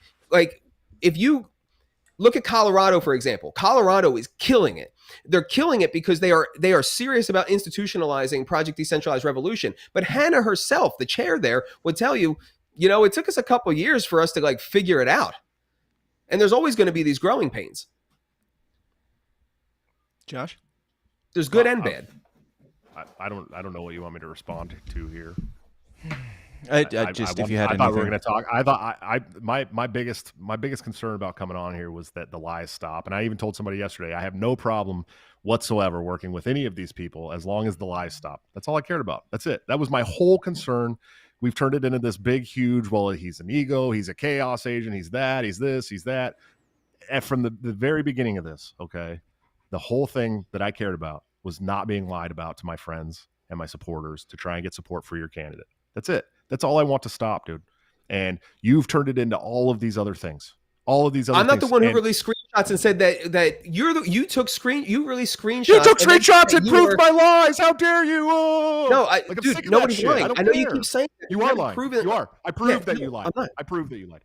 Everybody, you're going to keep saying that because that'll sell on Twitter. Everyone can go look at my Twitter and see right now that I proved your lies, bro. Like, I literally proved what you were telling the organizers. I still don't even know what I lied about. The chats. Yes, you did. I've told you 7 times now in this very conversation. 7 fucking times I've said it now, dude. And you don't care. You deflect from it every single time. You don't pay any attention to it, and then you completely go on some tangent about something else. What was deflected from? I feel like I've asked that 7 times. God, dude. You are not as smart as I thought you were, bro. Honest to God, dude. Like, it's just But then why do you do that when I ask you what we're deflecting from? That is deflecting. Because I've told you 7 times already. You're telling people that I'm running to split the caucus, dude.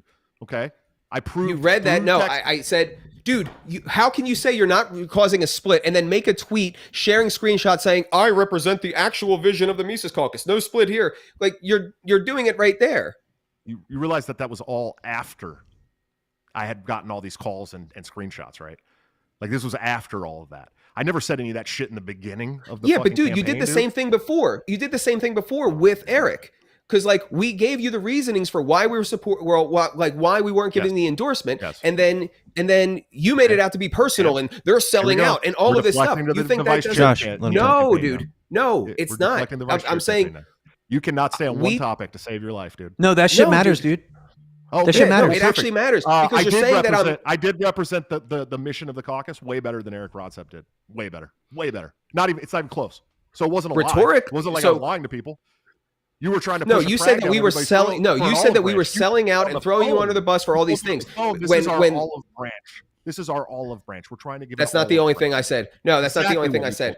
I know exactly what I said. I said that you are not a desk worker. You're not.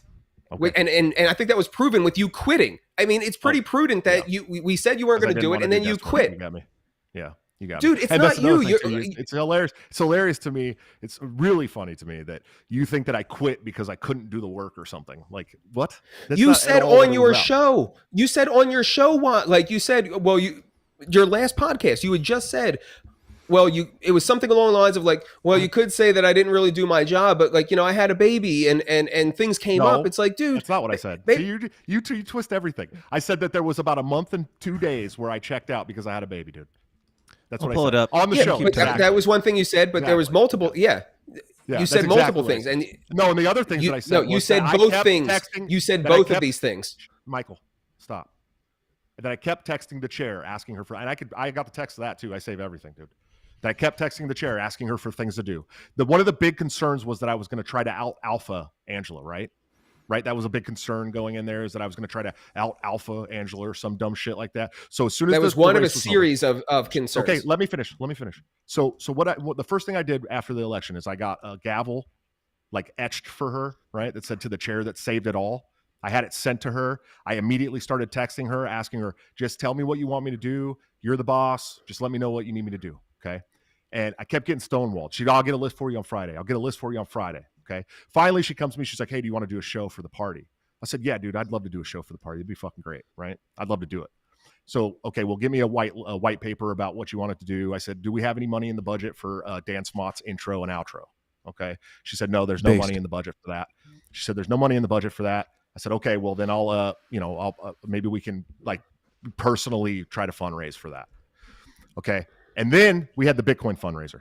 And she asked me if I wanted to host a part of the Bitcoin fundraiser with Guy Swan and Clint Russell, and I think Dan actually hopped on there too.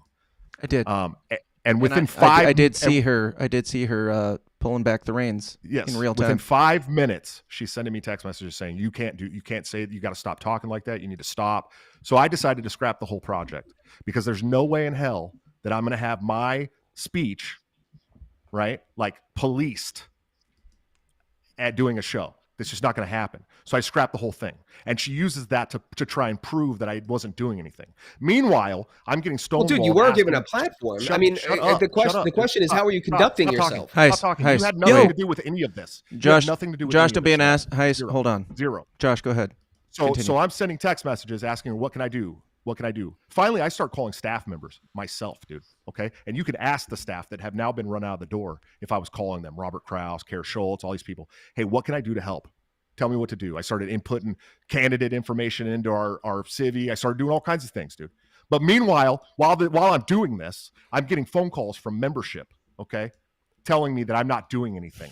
Why are you not doing anything? I've seen 2 of them in the chat here that called me and asked me, why aren't you doing anything? And I'm like, what the fuck are you talking about? I've been doing what I can. Like, I'm not getting any directives from the chair here. So I'm trying to do everything I can. And I'm the only one really of maybe 6 people on the board that have any institutional knowledge of the party, of the National Party at all. Stop. Do not cut me off again. Let me finish. I'm waiting. I didn't say anything. Go. No, I see you unmuting your mic and getting ready to do it, dude. Stop. It's called a conversation, bro. Relax. No, it's not. It's not a This isn't a conversation. Both. This is me. Everyone. This is me explaining chill. why I resigned. Okay, Josh, because you finish guys up. seem to think that you always just want to point to the one Rage Against the War Machine thing that I talked about. Which, yes, I was unhappy with that. I cleared that up with Scott on the show like 3 days later, but I'm still unhappy with the allyship with actual Marxist communist people, dude. I'm not happy about that. I never could have put my name on that, and I mean that. Okay, but there was so many other reasons why I resigned from that fucking board. It's laughable to only point to the Rage Against the War Machine thing because you know it helps your narrative. Well, that was pretty much what you said was the reason at the time. Yeah, that was the main thing in your resignation. No, it's also in there that there was too much backroom politics shit and all kinds of other things that I put in there. You guys only remember But that was part. that was the main part thing. of it. That was the main. It was not the as main far thing. as I could tell. You said some things that without specifics, and I understand that you were trying to. Hold on. I'll let you respond. Hold on. That was, from my understanding, that was the main thing. You did give some vague things about there's some backroom deals going on that you didn't approve of. Very vague, yes. From my memory, I'm not trying to. It was very vague. I was vague on purpose. I was purposely vague. Okay. And it was purposely vague because I didn't want to split the movement. I didn't want people upset. And I do have a lot of support. Even though you guys act like I got no support in the world, I do have a lot of supporters. And I didn't want to go out there and bash Angela to these people. I didn't ever want it to be like this, bro. I didn't want to have to be on this call fighting with Mike and Dave fucking Casey, who I consider like one of my fucking best dudes in the world. Okay. Like I didn't want to be here. I didn't want to do this shit. None of us did. Okay. But the fact of the matter is that there was a ton of other bad shit that I resigned because of. Okay. And I've let people drag me through the I'm going to need you to wrap it up I'm going to need you to wrap it up soon so somebody else can respond. But go ahead. Yeah. I have let people publicly drag me through the fucking mud for months and months and months and months to not talk about it publicly. First time I actually started dropping names was after I did the show with you and Dave. Okay? And I didn't want to do this, dude. Like I hate this. These are my people. These are my friends. These are the people that I rolled with, that we built a movement together with. I don't like it, dude. It doesn't make me happy. I don't like to see Dave Casey fucking snarling at me and shit, dude. Like, it's not cool. Mike Heise was my fucking brother, dude. My fucking brother. But I'm not going to let my friends, my other friends, and my supporters, and my campaign staff be gaslit about what I did for our movement. I will not allow it anymore. So yes, I'm going to put out your fucking text messages, and I'm going to use your own words to prove that what I'm saying is not a lie. And that's not my fault. It's not my fucking fault that that's happening. I don't care how much you want to point fingers. Keep my fucking name out of your mouth. Don't talk about me anymore. Don't fucking tell my friends and my supporters that I'm a do-nothing grifter. You have no proof of that. It's all fucking hearsay, Mike. Oh no! I mean, you weren't doing your reports. Andrew Watkins was doing your report. You didn't show up. You didn't show up. You didn't show up for Josh. You didn't show up for Idaho when they were attempting to have their party stolen, and that was in your region. You didn't do. I mean, I went through a whole list of it. All right, you did shit on the boards. Let's just even concede that because you didn't even talk about the other stuff. You have your book. Who brought all the information about Idaho to the Josh, you got to let Heise respond. You did talk for quite a bit. Hines did. Are you fucking... Yeah, he was patient zero. Yeah, like he was on the floor when all that stuff happened. Hold on. And where it started because Josh, text him quietly or whatever. No, I'm not. Heise, go ahead and respond. I'm pulling up the LNC business list. So okay, don't mutter under your breath. Let him respond because you just had a long time to talk. You took credit for, like, yes, you wrote the email about the JBH thing, but that was all based off of the work that Karen Ann did grilling Gilletta Jarvis. And again, who was in those videos? Ken, Kayla, and Eric and Karen Ann. That was the thing that made that all happen. And then, like, you had the shoe company, you had the documentary, you had your region reports. You like again. Oh yeah, you brought up the documentary. I want to talk about that before when you guys are ready. I want to talk about the documentary stuff. But again, I am naming a bunch of responsibilities that you have picked up and then dropped, and then there's always some reason for it. And then, dude, running for president is the biggest responsibility that this party could bestow upon anybody. And we're killing it right now. We're doing really well. So now, Heise, I want you to finish up, and then we're going to go to a quick ad break, and then Josh, you can respond right after that. Heise, go for it. If you're done, go for it. I'll get water. Okay. Yeah, we're going to take just a minute break. I don't know if our sponsors want to be included in this bullshit, but we'll go ahead and play it anyway. This is Asteros. We'll be right back. Today's episode is sponsored by Asteros Cybersecurity Services. These days, organizations of all sizes are targets for cyber criminals, disgruntled employees, or even nation-state attackers. Asteros performs cybersecurity services providing expert guidance to help organizations defend against threats and protect their data. Asteros specializes in penetration testing, where they perform ethical hacking on networks, web apps, or organizations as a whole to simulate what an attacker would do and plug the discovered holes before anyone malicious finds and exploits them. Asteros also specializes in vulnerability management, security awareness training, phishing simulations, cloud security audits, compliance readiness assessments, and much more. As technology expands, it becomes easier and easier to run a business, but if your security is not growing along with your company, then you're going to run into problems. If you don't personally have a company of your own, definitely pass this information along to someone who does, because for a limited time, Asteros is offering companies an attack surface audit completely free. Let Asteros discover potential entry points to your network and how susceptible your company or organization is to cyber attacks. To learn more and to take advantage of this essential offer, just go to asteros.com/free. That's Asteros, ASTEROS.com/free.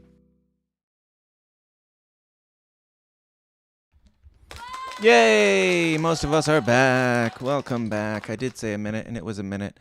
Yeah, Heise had the last point, and Josh is not here to respond. We'll see if he comes back. I imagine he's taking a pee break, and he'll be right back. But we'll go through. Let me see if there's some super chats, fake super chats. By the way, I did not mention, but I did mention in the chats.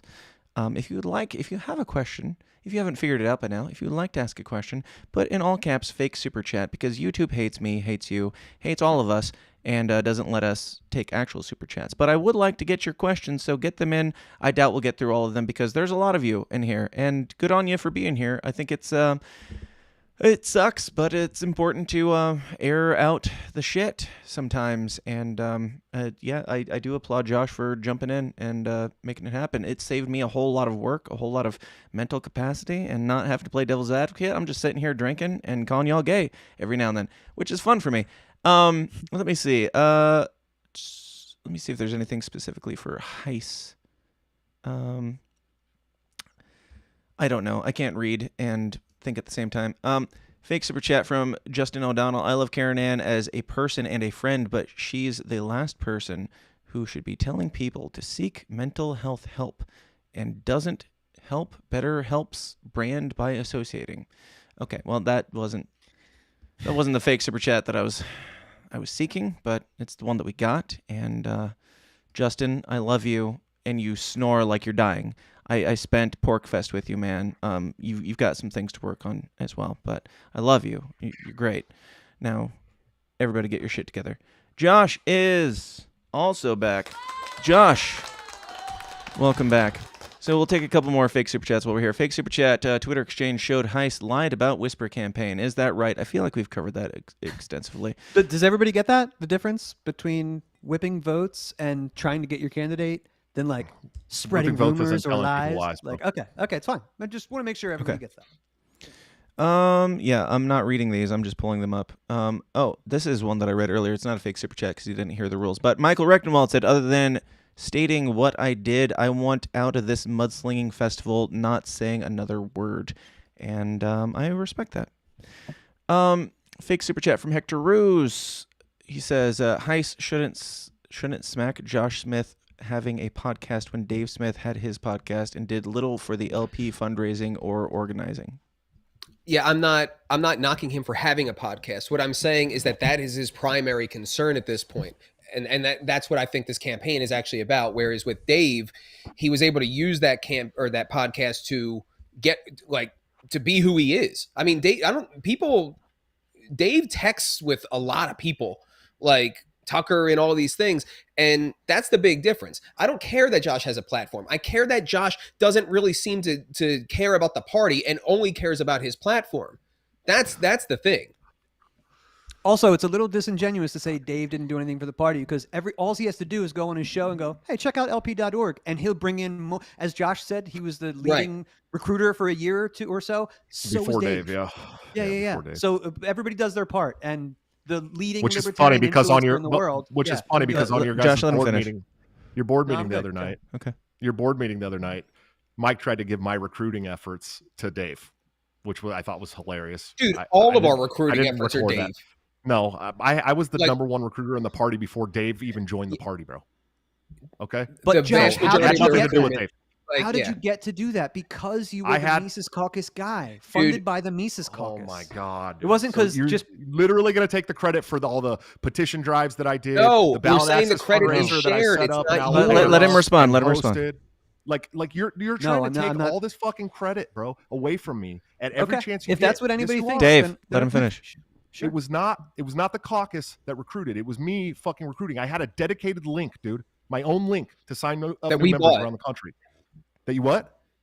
Yeah, we gave you that link. I know. No, you I know. didn't. And then No. all of What us the fuck are you and then talking all about? of us. It came from the party, you dumb shit.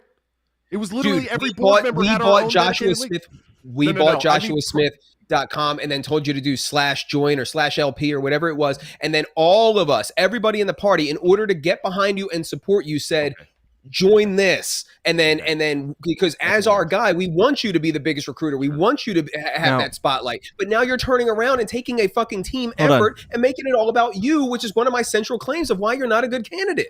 Now, it doesn't have to get personal, but I'm just curious, as the emotionless autist in the room, Josh, is that true that they bought that and pushed that for you? The link came from the party. Okay, I had been using that link for many months prior to them going, "Hey, we bought a domain for you to use for your link," and then hyperlinked it to the link or whatever. Okay, it cost them $1.75.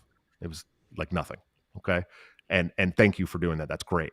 But How the many fact of the thousands matter in is, plane tickets? How many thousands of dollars in plane tickets and hotels and stuff, though? do you want to know how much came out of my own bank or how much I raised? I don't care how much you spent. I want to know how much the Yeah, you Mises don't care. Caucus You don't guys care sent that you. I spent. Well, it's a valid question because he's asking what the caucus did to help you get to that point where you could do the same. And do you want to know how much the actual caucus board gave me, or the members of the caucus? The members of the caucus. The members of the caucus that supported me, that I had to be who I was to get support from. You mean those guys, or the caucus board? Can you just answer the question? The caucus board gave me about $2,600 over 2 campaigns, dude.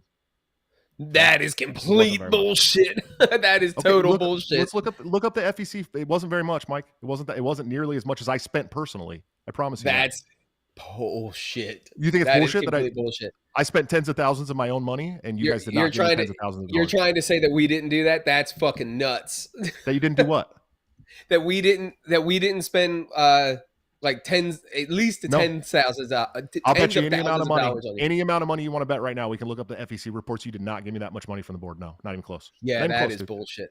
Then look it up and prove it. It should be easy to post on Twitter. Post the FEC reports on Twitter that show what you've paid me. It was like maybe max $4,000. Dude. This is what I mean, dude. This is what I mean when I say it's all about you. This is why I'm saying it. I'm asking you to back up your shit, dude. That's it. That's all I'm asking. Back it up. That's why I knew you could sit here and say whatever you wanted without backing it up, dude.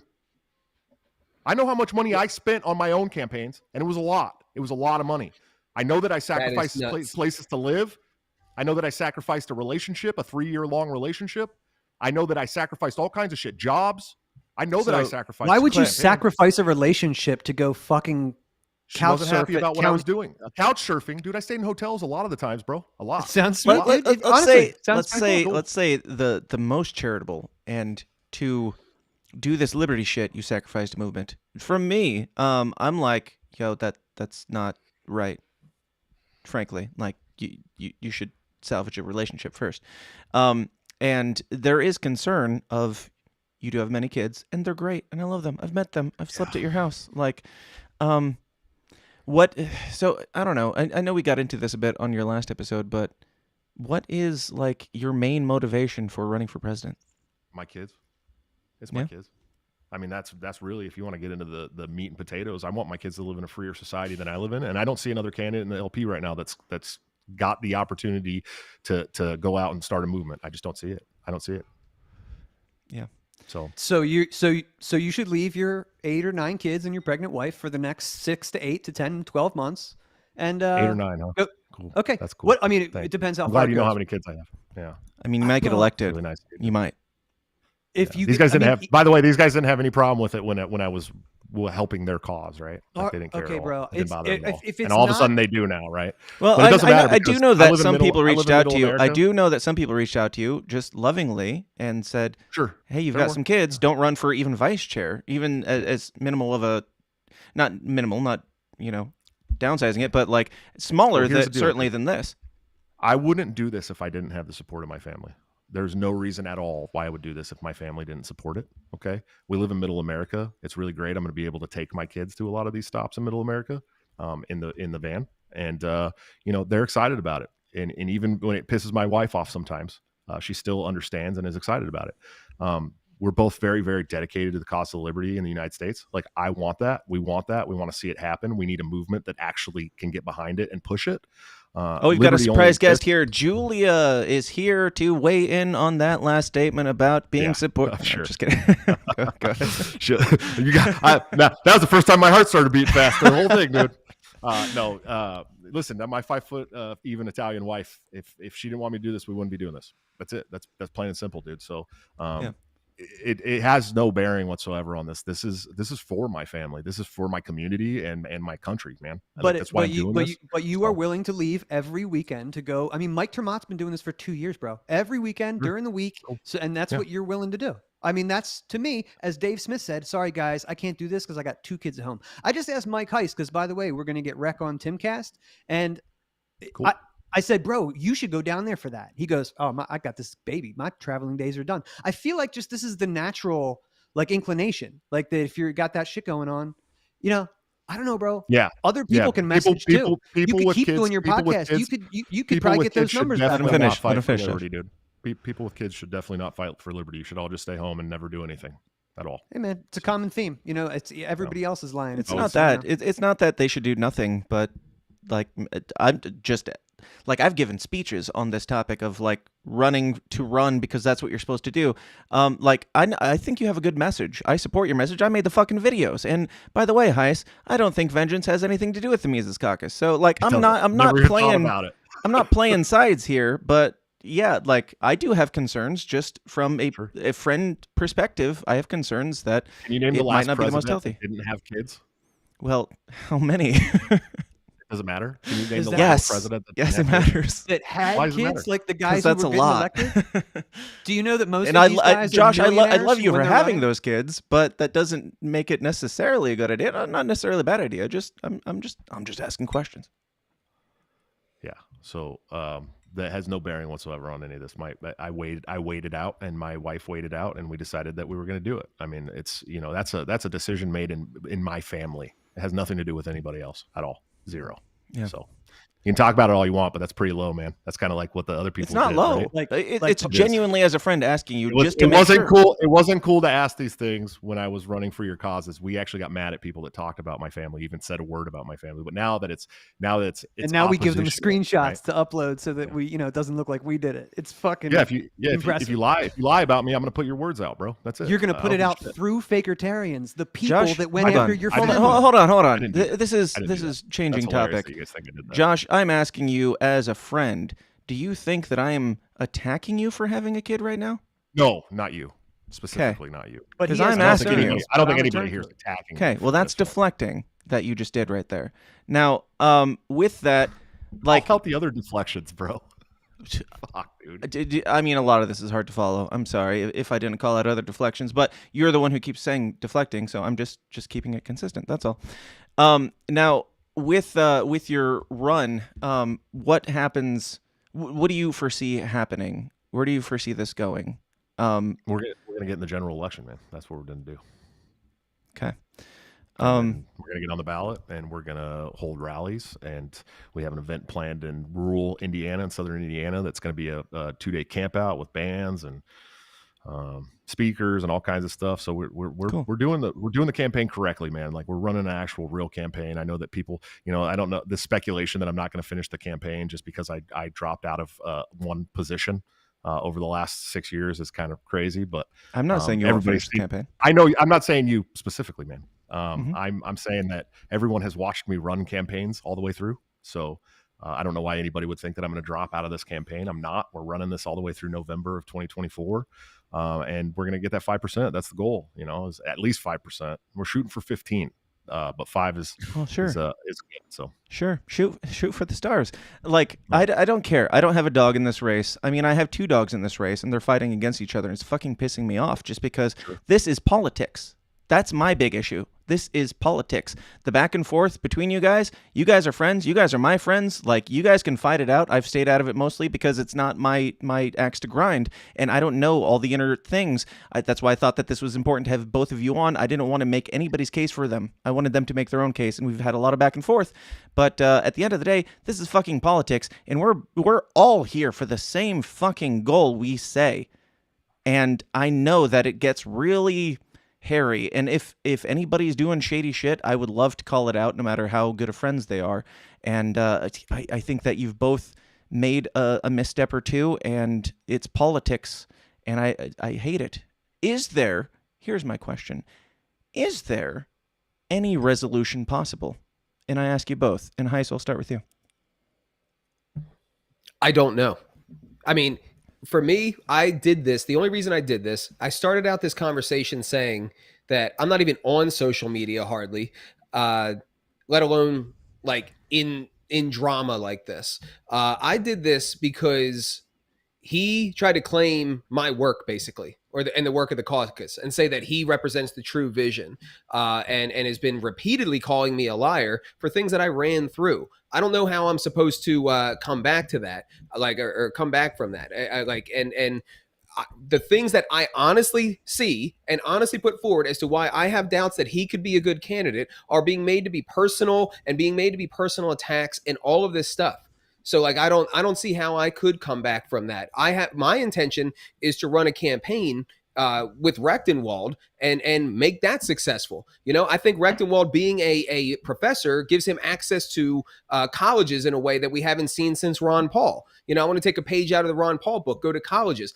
The target audience for us has always been to bring the liberty movement in, because those are the people who already get it, who are most likely to run for these offices, which is what this is really about in the big picture. We're not going to, if RFK is on the ballot for as an independent, we're going to have a friggin' rough year. So the big question is what comes out of this race? What gets built like in the long term for this race?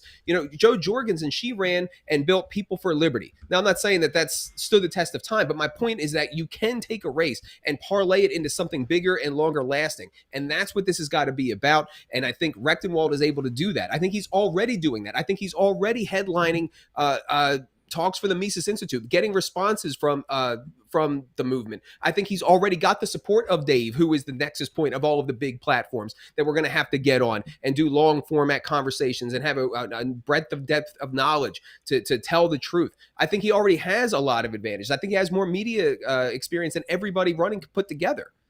I think he already has more endorsements from figures inside the Liberty movement. So that's what I'm going to be focusing on. So no resolution is what you're saying. I don't see it. I'm not saying I'm close to it, but I don't see how it could be at this point. I don't know if it could be done, sure, but I don't know. I would have loved to have, helped broker that, by the way, a week ago. I would have loved that, because I don't give up on anybody. Dude, ask Mike. We talk a lot. I was still going to bat for Josh. Still saying, hey man, I think when you guys did the Keith Knight interview, what I typed to you, bro? I said, all 3 of you shined. You, Rec, and Keith, this could be cool. I want to see you. I told you, I want to see you at these debates, smashing nerds. I wish that you would have done that in Jersey, by the way, like you do on Twitter, because that's what I thought it was about. We got to destroy these fucking losers that are fucking. This is what we've been doing, man. This is only changed for me last week, bro, with the screenshotting and all this stuff. And to anybody, look, if we want to talk about the campaigns for a second, I don't care who you support. And in fact, if you support Josh, I understand why. I get it, man. That Smots ad, that second one especially, is absolute fire. In fact, I said, if whoever doesn't agree with this shit, can't do this, you have to be down with this message. So I know you're good at this, man. I know that you're good at the showmanship. What I would have appreciated is a little bit of that okay, we disagree on this stuff. May the best man win. So I think that could have happened, and I still would have tried to broker that. Like you have some people that are not your fans, man, inside the caucus because of the perceived burned bridges. But I still was making the case for you, dude, last week. Like you took it just a little bit too far, man. And I think you both did. I think they both did. I think Heise saying Josh is do nothing grifter is taking it too far too. But listen, so I understand that it ticked you off against Josh, but it made me just not like I'm not mad at either of you, but I just don't give a flying fuck about any of this at this point because what is going to come out of any of this? Both Josh and Heise were really not being honest with each other. They were both playing a little too politics. Because they both, maybe they can say whatever, it's for the movement, or maybe they just wanted to save face or not. It was politics. It was Twitter. It was right. But the guy who drew first blood was Josh. Here's some screenshots. And what did Mike say? The first thing he said Josh was not wrong to be upset that Heise was saying don't vote. Like that is part of the game, yes. So I don't hold it against Heise either, but he's right to be upset about that. The screenshots were not him yelling about that. No, I'm sorry. I'm going to push back on that. So what? Okay. If we're supporting a candidate, and then people say, "Hey, why?" Josh, or if I have to answer, and people ask me, "Well, why support this person over this person?" I'm not supposed to say, "Well, this person has a history of not following through, and that matters." Like, what am I supposed to do? Just say no comment? Trust me. Yeah. Okay. All right. We've given like three people's points, and Josh, go ahead. All right, man. Here's the deal. The resolution side of this is totally fine with me. Like, I've never had a problem with any kind of resolution to this whatsoever. My demands, and these are fucking demands: stop gaslighting my supporters. Stop lying about me. Do not use hearsay as a knock against somebody who has been there for you. Okay? It's bullshit. It's not how it's supposed to operate. I don't give a fuck how mad anybody is at me for putting out screenshots. I'm going to defend my name, dude. Period. Plain and simple. I don't care. I've had to deal with people attacking me for the last 6 fucking years, dude. And I have had to learn how to defend myself from these constant attacks, right? You've all seen it. You've all been there. Mike was saying at the beginning. We all defended you, bro. You lost your bet, Cody. You lost your bet, Cody. What? Yeah, Josh, they're betting in the chat whether you were going to cut me off or not. So this is perfect. Josh, you've been cutting people off all episode. This is not your show. Dave, I literally just let you all say what you had to say, bro. All three of you. He did. So, he cool. did.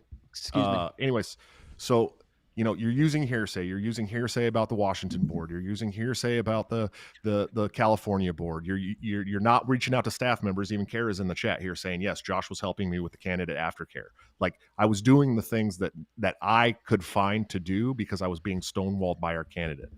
I don't want you going around telling people that I haven't done. You're trying to negate, and what it seems like to my supporters, since you're so big on what it looks like, right, is that my supporters are saying, hey, Mike's telling us that you're a do-nothing grifter, even before you said those words, which is bullshit. You and I both know it's bullshit. I don't care how much you say it here on this podcast. I don't care if you drop it on Twitter. You and I both know in our hearts that's bullshit. And it's not conducive to this movement for you to be calling these people, saying these things about me when you have no proof, you have no receipts. All you have is what people have told you. Okay? It's not the way this game works between friends, Mike. Okay? You wanted to be my friend, then you don't say those things like that without having the wherewithal to back it up. So I don't care who's mad at me for putting out screenshots, dude. Like, I don't care. It doesn't matter to me. If you're mad at me for putting out screenshots to try and clear my name, eat shit. Legitimately, eat shit. Because I don't care. It doesn't bother me that you're mad at me. What bothers me is that instead of actually trying to dive into this situation and figure out what's going on, you, Dave specifically, but others as well, you've automatically taken the word of Mike 100%. You have. Keep going, bro. It's this, all these things that I'm talking about, the Washington board, California board, the stuff that I did on the national committee, my recruiting efforts, right? You're automatically acting like those things didn't happen because Mike's telling people in phone calls. I don't fucking care if they do. If you're in the chats, go call those people. Go call Washington. Call California. Get their own opinion on this shit. If Mike said a lie, go find it. Go find it. But you should, bro. You should. Can I have a minute? Can I have a minute? No, this is my. Okay, ending, please. Okay, Josh, 30 more seconds, then we'll switch over to Dave. Yeah, So I'm dropping off the call after this. I'm just ending it here, dude, because I don't want to. Of course, because that's what you do. You get the last No, word. I And you sat hang up here the Josh, phone I like sat a here woman. for 2 hours. Josh, dude. I sat here for almost 2 hours. Josh, you can leave, but you know that that's not a good look when I'm literally Dude, it's just been 2 hours, man. asking you as a. Okay, well, you you didn't have to. You said you weren't going to come on though, and I'm just asking you to have the conversation. I would like to find a little bit of peace in this thing. Been having this the is fucking politics. I would too. I've been having the conversation, but it doesn't. But this is the problem: is that I'm telling you right now, the only resolution to this is to stop lying about me on hearsay from people who hate you now, by the way, too, which is hilarious. Me? Right?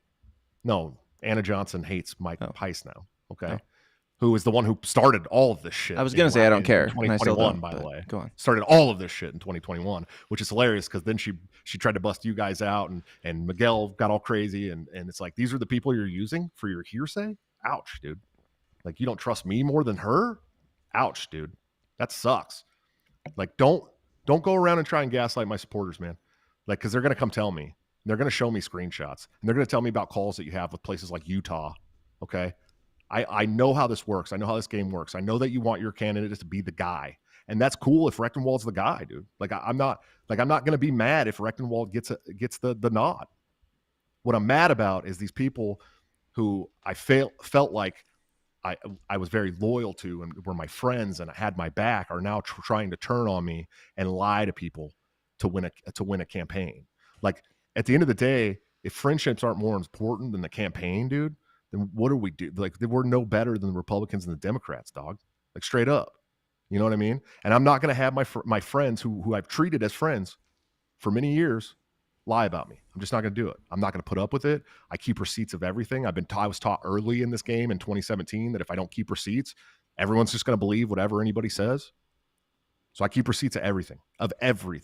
Right. Every conversation I've ever had in this movement, dude. That was well over 30 seconds, but I think it's a valid point, and I'm glad you got it out. Dave, go ahead. I know that you were chiming in. This is where are these kind of like closing statements? We're gonna wrap this up.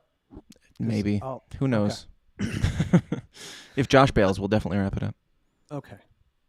I want to. Let's wrap it up after this. After Dave. Yeah. Well. Okay. We're gonna get. Well, I get a closing. We're gonna maybe let Mike talk. Yeah. We're getting there. I thought these were our closings, dude. There's no official shit. There's no decorum here. This is not fucking libertarian government here. This is my podcast, and I will run it how I will just leave the stream going and walk off the set for 5 hours, and you guys can argue it out. How about that? Dave, go ahead. I need to dispel the idea that I am like a company man, dude. This is bullshit. I've been a supporter of yours and oftentimes against the caucus for 6 years. So I'm sorry that I didn't support you on your most recent run, but that doesn't make me a turncoat. So I want to go back to what Mike said in the beginning, man. And we've been here for a while. You longer than me and you on the board. So we know the nature of the people who ran this shit before, dude. They had their own little social club where they just protected their friends. I'm not interested in a social club. I'm interested in advancing the cause of liberty. And telling the truth, man. So again, if anyone in the chat thinks that I'm lying or covering for Mike, listen, get it out today or forever shut the fuck up.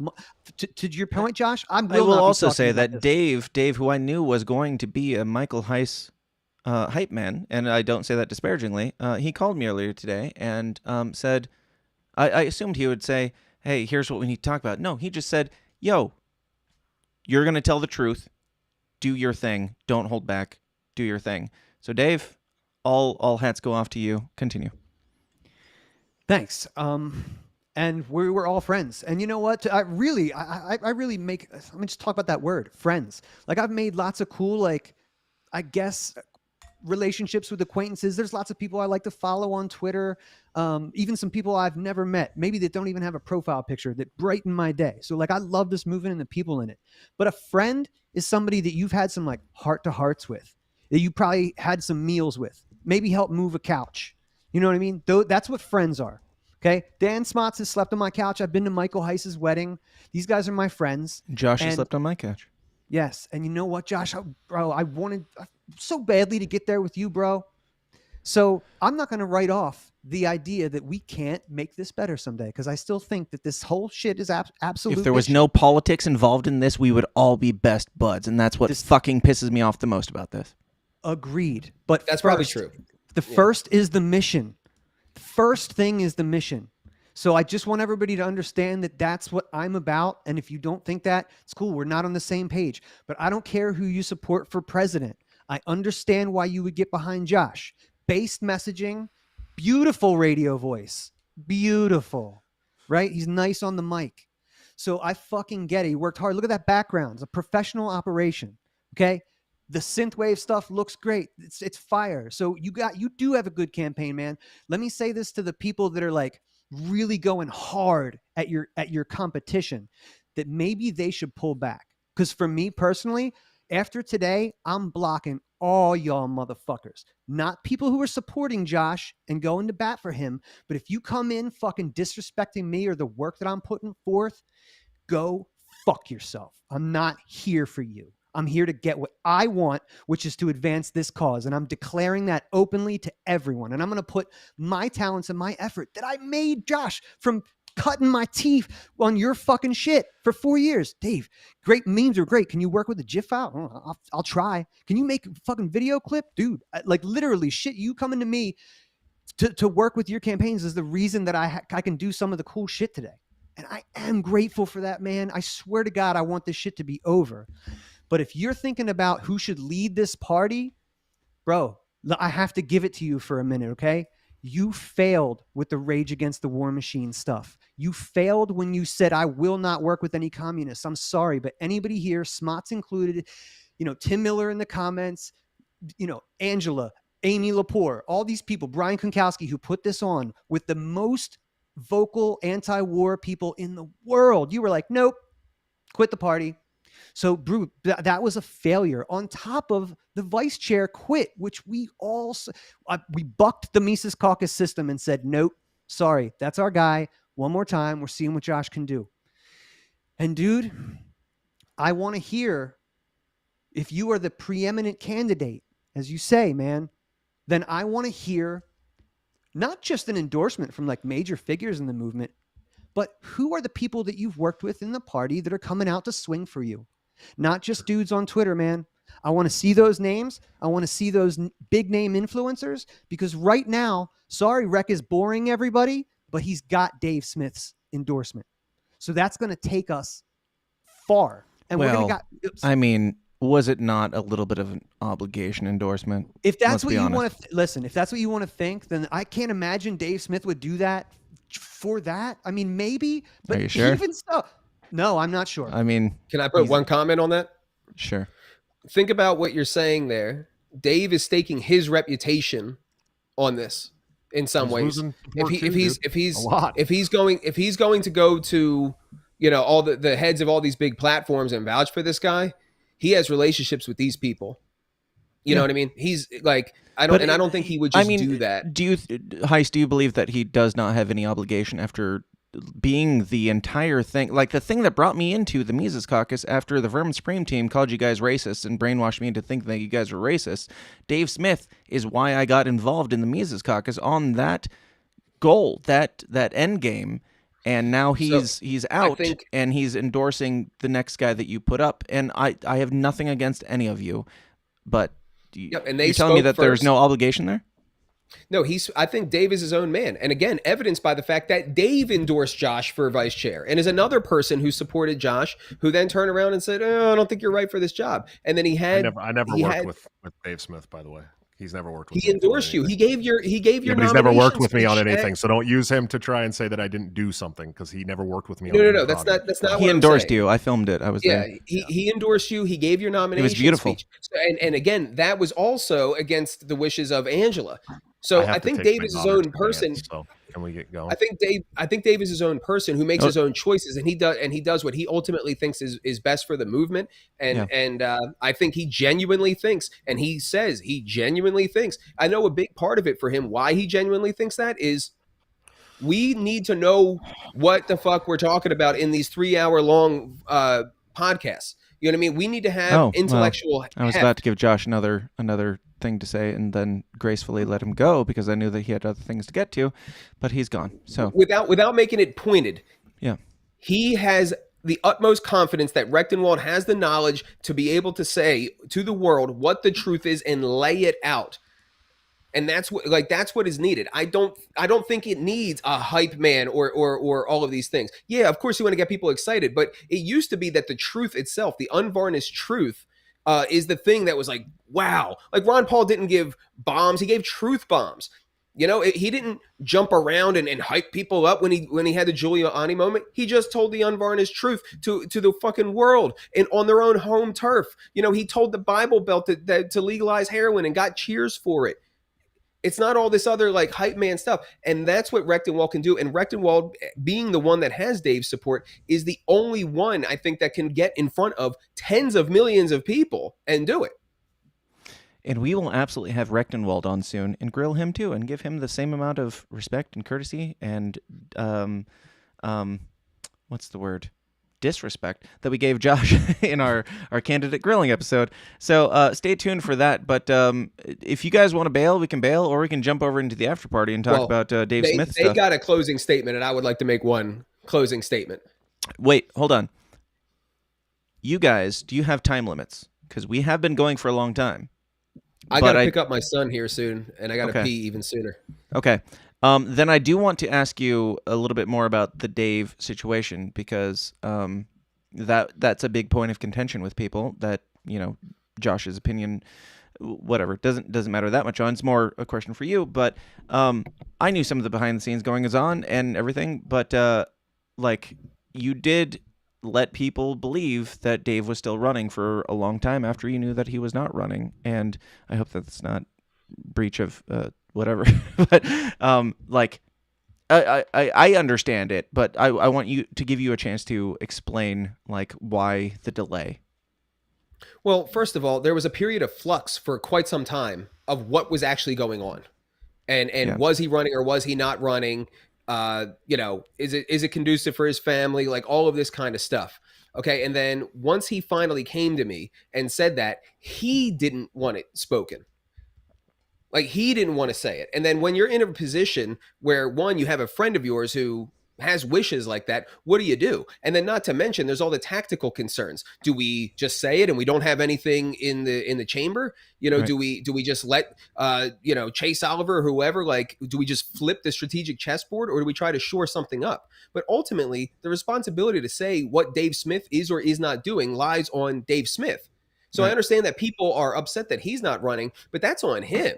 They need to be upset with him. Why didn't he say it like sooner? Why is that my responsibility? Yeah, absolutely. And that is my biggest contention is with Dave not saying it until a flippant nah in a comedy special, as far as most of the world knew. Right. And then I would also argue that as far as I'm concerned, he's a coward. That's what I'm saying. Dave Smith is a coward. Throwing it back. Yes. As far as I'm concerned, I owed it to him and the movement and everybody else to do absolutely everything I could to get him to run, to get him to flip his mind, to give him every chance, every bit of time to do that. And that's what I was doing the entire time until he said that he was doing it or not doing it. Yeah. Well, my big issue, and Dave, you and I talked about this a lot in talking about the Dave Smith potential campaign, is that I want to see Ron Paul Revolution 2.0 unless we're going to make it about one guy again, because the issue was that once Ron Paul was out of it, it fell apart. That was the main thing. And then Dave Smith was the next Ron Paul or the next head figure that brought me into it. And I have a lot of problems with the fact that exactly what I predicted happened. He bailed, and now all this shit's going down. Listen, if I wasn't already I decided 2012, this will be the most disappointed and the last time that I wait for Superman. So I was well versed and prepared for this, because, and look, this is kind of gets to the heart of the issue here real quick. What Mike and the caucus is offering is something way less sexier than what Josh, the showman, has to offer. Mike and the caucus, a lot less than Dave Smith. Apparently, the showman has to offer too. But I love what both I'm of them. saying is, it's not easy to go, look, I've got this 20-year plan that everybody, if you got on board and maybe decided to run for office over time, we could maybe move the needle. Or pick me, I'll get 15%. What? You have to see this. But it does happen. That's what the Free State Project is. That's what Young Americans for Liberty is. None of that shit is. And they're all suffering. Yeah, but there's compared to what? You know what I mean? Like compared to the LP, they're fucking killing it. Yeah. You know what I mean? Like, so it's about. I mean, compared to any other libertarian organization, or not libertarian, but political organization, like in the two main parties, like the best case scenarios, like the Free State Projects and People for whatever, all the things like are just not working. Right. Well, it depends. Like, we always knew that it was going to be on the margins, that the work of the libertarian revolution is on the margins. It was never for the masses. This is the entire concept of raising the remnant, is that you have to get out in front of as many people as possible to pull that remnant out, that minority out. It was always going to be on the margins. So like, this is what I love about Rect. This is what Wreck the Regime is. It's not about Rechtenwald. It's about, can I be somebody to go and speak the truth? Can I go and talk to decentralization and nullification? And can I go and get these people to run and we wreck the regime together? It's not about wreck. And you're right. I think putting our hope into one single point of failure has not gone well. Yeah. And I'll add that I promise you, I mean, you guys both know, there is nobody, not even close, who has had to pay more of a price for Dave's decision not to run than me, on a personal level, on a mental level, on a family level, on an organizational level. No clue. And not even close. I understand people are disappointed, but I have paid a tremendous price. Yeah. You know, Josh mentioned the tour and, you didn't have a headliner. I had a headliner and then they didn't do it. They didn't do it because they were going through all of this stuff. Yeah. You know, and having turmoil of their own. And then I was left holding the bag. But you know what? I still followed through and did what I said I was going to do, because I said I was going to do it in fucking 2021 when I had the pilot event in Virginia. And we did still have the tour. But yeah, I mean, nobody has paid more of a price than me on Dave's decision. And it's not close. Yeah, I know that. And it pains me because, like, I'm not looking to, like, air out any behind the scenes conversations or anything, but yeah, that is awful, and of course it falls on you in some ways. Ben Weir says, fake super chat, Smots, please have Dave Smith on and shit on him for not running. Yes, Dave Smith now is once again a coward for not running, and I will absolutely have him on if he is not a coward. Too much Dave, to come on. Come on my show. I would never bully you like this. I'm not like these other guys. Yeah, whatever. Yeah, you're scared.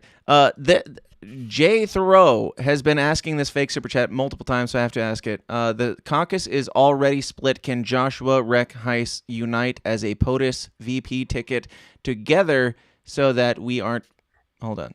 Together so that we aren't stuck with Chase Oliver, old guard candidate, representing us on the 24th ballot. And that's my initial... That's my biggest concern here. Like... I worked on the Jorgensen campaign, and I'm working on even the Mike Jermont campaign, and I have nothing against anybody individually. But when it comes to who's representing me, the ranked choice voting idea, like this splitting of factions and everything is what gets us the ranked choice voting that leads down to the lowest common denominator, people like Joe Jorgensen. And that is my biggest concern. It's not whether Rechtenwald wins or Joshua Smith wins. It's whether somebody that doesn't even say the same, doesn't even speak the same language as me wins, and then I have to support that, or I have to pretend to support that, or I have to work on that campaign or whatever. That's my biggest concern. So with all of this that we've been through today, like, what can you alleviate any of that concern, Heise? Again, I don't know how that's possible. I mean, Josh has made his entire campaign around attacking Rechtenwald for 2 weeks now, 3 weeks now. Basically, since Rechtenwald entered the race, Josh's entire campaign is about attacking Rechtenwald and swarming his Twitter with bullshit. And then, calling me a liar and all that stuff? I don't think it's incumbent upon me. You know, what I was going to say in my ending statement, the main point that I was going to say is that the crux of my argument is that Josh has reneged on a whole bunch of responsibilities, okay? And then he's sitting here saying, well, what have I reneged on? When the much easier question is, what have you built? What have you built? What exists in real life that you have built? He named that he's built some counties, and he said the candidate thing with Kara that he was working on, but I don't know what became of that. I can't speak to that.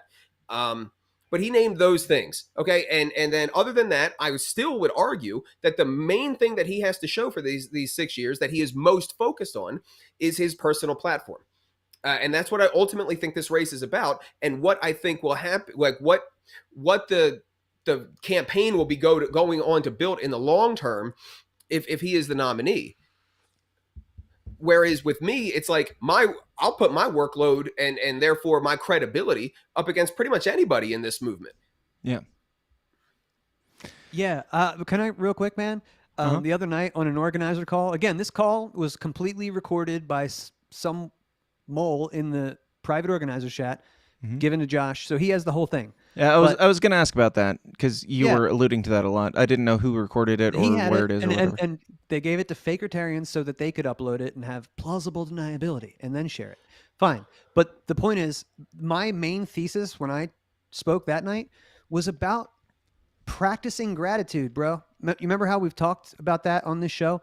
So I feel like if I could give Josh any advice, is to just be grateful that for all of the great things that came to him when he started fucking around with taking human action. And if you're maybe in the chat and you're in the party, but maybe on the periphery, or like you're not in the caucus, or you don't know like the how the sausage is made and shit, he's not going to say it. So I'm going to say it. What Mike has done is unprecedented. No one has ever come close to doing what he's done in this party. And for you to just look at that and go, don't care. Mike seems like, I don't know, I don't like the way his whatever. Like, it's just so ungrateful, because it would not have happened had he not started the little Facebook group. And years before that was out doing bullhorn work and man on the street during the Ron Paul Revolution. I'm telling you guys, listen to me when I tell you that, like, I'm not lying for him. I've known him for over 10 years and I've seen the work. He's got the receipts. You can go on YouTube, type fucking Michael Heise. You'll see him as a young man doing this shit, not building up Michael Heise, the podcast, or just talking that liberty shit. And he built this apparatus for you. And guess what? What was Barack Obama in back in the day? He was a community organizer. That's what is required. The people who are willing to do the tireless work and the thankless work, the stuff that's not on social media. You guys have to understand this if you give a fuck about this thing at all. And if you want it to continue, you have to think about who's at the helm. Like, I'm serious. Beach, just look at what's going on. Try and be a good judge of character. If you don't believe something that Mike said about somebody in Washington or California, reach out to somebody in Washington or California. You don't want screenshots. Who the Dave, fuck I have a does question. that? I have a question. Are you down to hang if we did an after party and talked about these assholes behind their back? Bro, listen, I'm not only am I down to hang, but this is Dave's final fight. If you guys want to go this fucking cheap route, I'm not engaging in this. Yeah. No, that's fine. That's fine. Me and Dave always do behind the scenes, just our stuff, and air it out. So, Dave, if you're down to hang, we'll do an after party. Let's fucking hang out. Okay.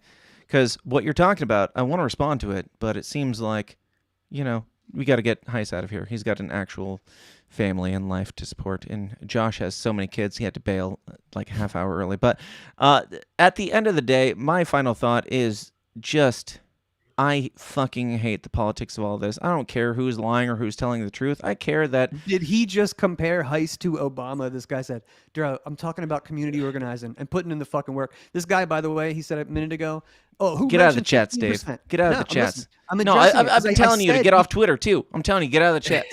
They don't matter. I needed to address it. Josh said that. He said, we're going to get 5, definitely, but we're shooting for 15. Anybody who's being real with you is going to tell you that this is not happening in 2024. Because it's a campaign slogan. It's not true. What's not true? No, but okay. First, if you guys don't know, libertarians very, very rough. I meant to bring all of that up. No libertarian has ever gotten 5% or 4%. So stop acting like you're going to do something it's guaranteed that's never happened. I have the same issue with Josh saying that he has a guarantee as I do. Jacob Hornberger saying he has a guarantee. But Michael Heise, thank you so much for being here, man. I'm sorry this did not go. I kind of knew that it would go this way, but I knew it would be off the rails in a shit show. Thank you for being here and just giving your stance and shedding some light on this. And the people can decide for themselves like what they want to go with. I want to go with everybody shut the fuck up and get back to work. Heise, if you have any final thoughts or plugs you want to make, go ahead, man. No, just that I'm putting it all on the line, man. I've resigned from the chair of the Mises PAC. And, I'm going to be taking up a position as managing the campaign with Rechtenwald. I truly believe that he is the best candidate in the race to do what the goal is, to do what the mission is that we always said, which is to take that unvarnished truth and get it out to as wide a number as people as we have available to us, and then use that to funnel the remnant in and then into the party, and not just in and talking, but like following the Project Decentralized Revolution strategy, which if we commit to, we will have more political power than we have ever had as a party in short order, and we can actually start nullifying the feds. It's already happening. It's in a small scale, but it's already happening. Okay. And that's what needs to happen here. There's not going to be any heroes. There's not going to be any silver bullets. There's not going to be any of that stuff. It's going to be a long-term thing that we have to commit to build and actually like throw our bodies into. So that is the vision. I truly believe that Rechtenwald is the best person in the race for this. I truly believe that he's the only one who's going to be able to get onto these platforms. I mean, I think he's the only one with a real platform. He's friendly with Glenn Beck. He's been on Tucker twice. He's been on all kinds of media. He's been on RT 3 times in the past 2 weeks. Like, he's constantly on media. He's done like 15 podcasts in the past 2 weeks. Like, he's doing multiple podcasts a day. We're filling up the schedule. So I would just say, if people don't know who he is, one, I'm a little disappointed that you're not paying attention to the Mises Institute, because that's what we're fucking named after. like you need to be reading the Mises Institute and keeping up with what's going on over there. Number one, and I mean that's the basic pitch. I really truly think that he is the best person suited with the biggest platform and the most truth and the most breadth and depth of knowledge to do this job. Yeah. I like it. And where can people find you, the Mises Caucus, Rechtenwald, anything you want to promote? Heise. Oh, I missed that, dude. I was looking at the chat. I said, where can people find you, Rechtenwald, the Mises Caucus, and anything you want to promote, man? So Rechtenwald is Wreck the Regime. That's REC, wrecktheregime.com. And, take human action to sign up for the Mises Caucus. And again, I started out the show with this. I'm going to end the show with this. Huge fucking shout outs to the dudes that bring our troops home for that historic vote in the New Hampshire State House, where there's actually going to be a floor vote for Defend the Guard in the State House of New Hampshire. And I'm so proud of Amy Lepore and the people at the Mises Caucus for putting together the phone banks to help with that and flipping those state house reps and making that happen. That's the kind of shit that we do here at the caucus. I like it. I love it. Keep going, man. Keep doing what you're doing, and try and avoid being a politician as much as you can. That's my main stance in all of this. But Heise, I love you, and I love Josh and Dave. I love you, and I think there's a way forward that we need to work on. But thanks for coming on, man. Go take care of your cat and your family and everything else you got going on, dude. All right, I'll see you guys. Yep, see you, man. All right, so thank you all for being here. Thank you, comments section. I'm sorry we didn't even get through half of your fake super chats, but if you'd like to get more in, you can ask more questions, and we will rant more about this in just a moment. I gotta pee. I'm sure Dave's gotta pee. This has been a long one. This is Dave's last stand, so if you wanna join Dave's last stand, come on over to the after party, and we'll keep the party going. Dave, where can people find you and all the flame-throwing and heated political bullshit assholery that you do? It's not my last stand, and then I'm not quitting this show. I'll be back here. We can talk about anything. Oh, yeah. Yeah. I'm quitting talking about this bullshit because we have real work to do. I don't know if you know, real. Listen, you can find me, obviously, at Twitter, Dave versus Goliath 1. But you can definitely find me at Wreck the Regime. Go find that. You know why I'm getting behind this guy? How many times have we talked about the Great Reset and the World Economic Forum and the global corporate fascist technocratic takeover? Good on that. He's good on that. He's the best on that. The best. The books that he's written, yes. So that's why, man, I think this is the most important shit and I'm going to try and make it cool and fun. But that's all window dressing. You know that better than anybody. This is fucking, we can do that. So I would ask to give him a look. You know what I mean? And maybe give him a follow. But we'll be on Twitter and follow me on YouTube and get my numbers up. They're rookie numbers still. It's because you keep getting kicked off for calling Howard Stern a bitch. But all of you, come join us in the after party. It will not all be Michael Ruchtenwald shilling. It'll be me and Dave's honest conversation. So please join us over there at patreon.com/The System Is Down, and we will keep the party going in just a moment. And if I need a new link, I will post it out on the Patreon, so be on the lookout for that. But thank you all very much for being here. Be honest, vote your conscience, and wherever the chips fall, great. Ignore the politics of it, and be bad, have fun, and we'll talk to you later. Until then, this is going to be the wrong image again. It's Jeremy Kaufman from last week because I didn't put the new image in. Yeah, just. I mean, I think it's still fitting. Just Jeremy Kaufman angry at all of this, I think, is a good way to go out. So, be bad, have fun. We'll talk to you later. Thanks for whatever. Bye, y'all. Sorry for yelling.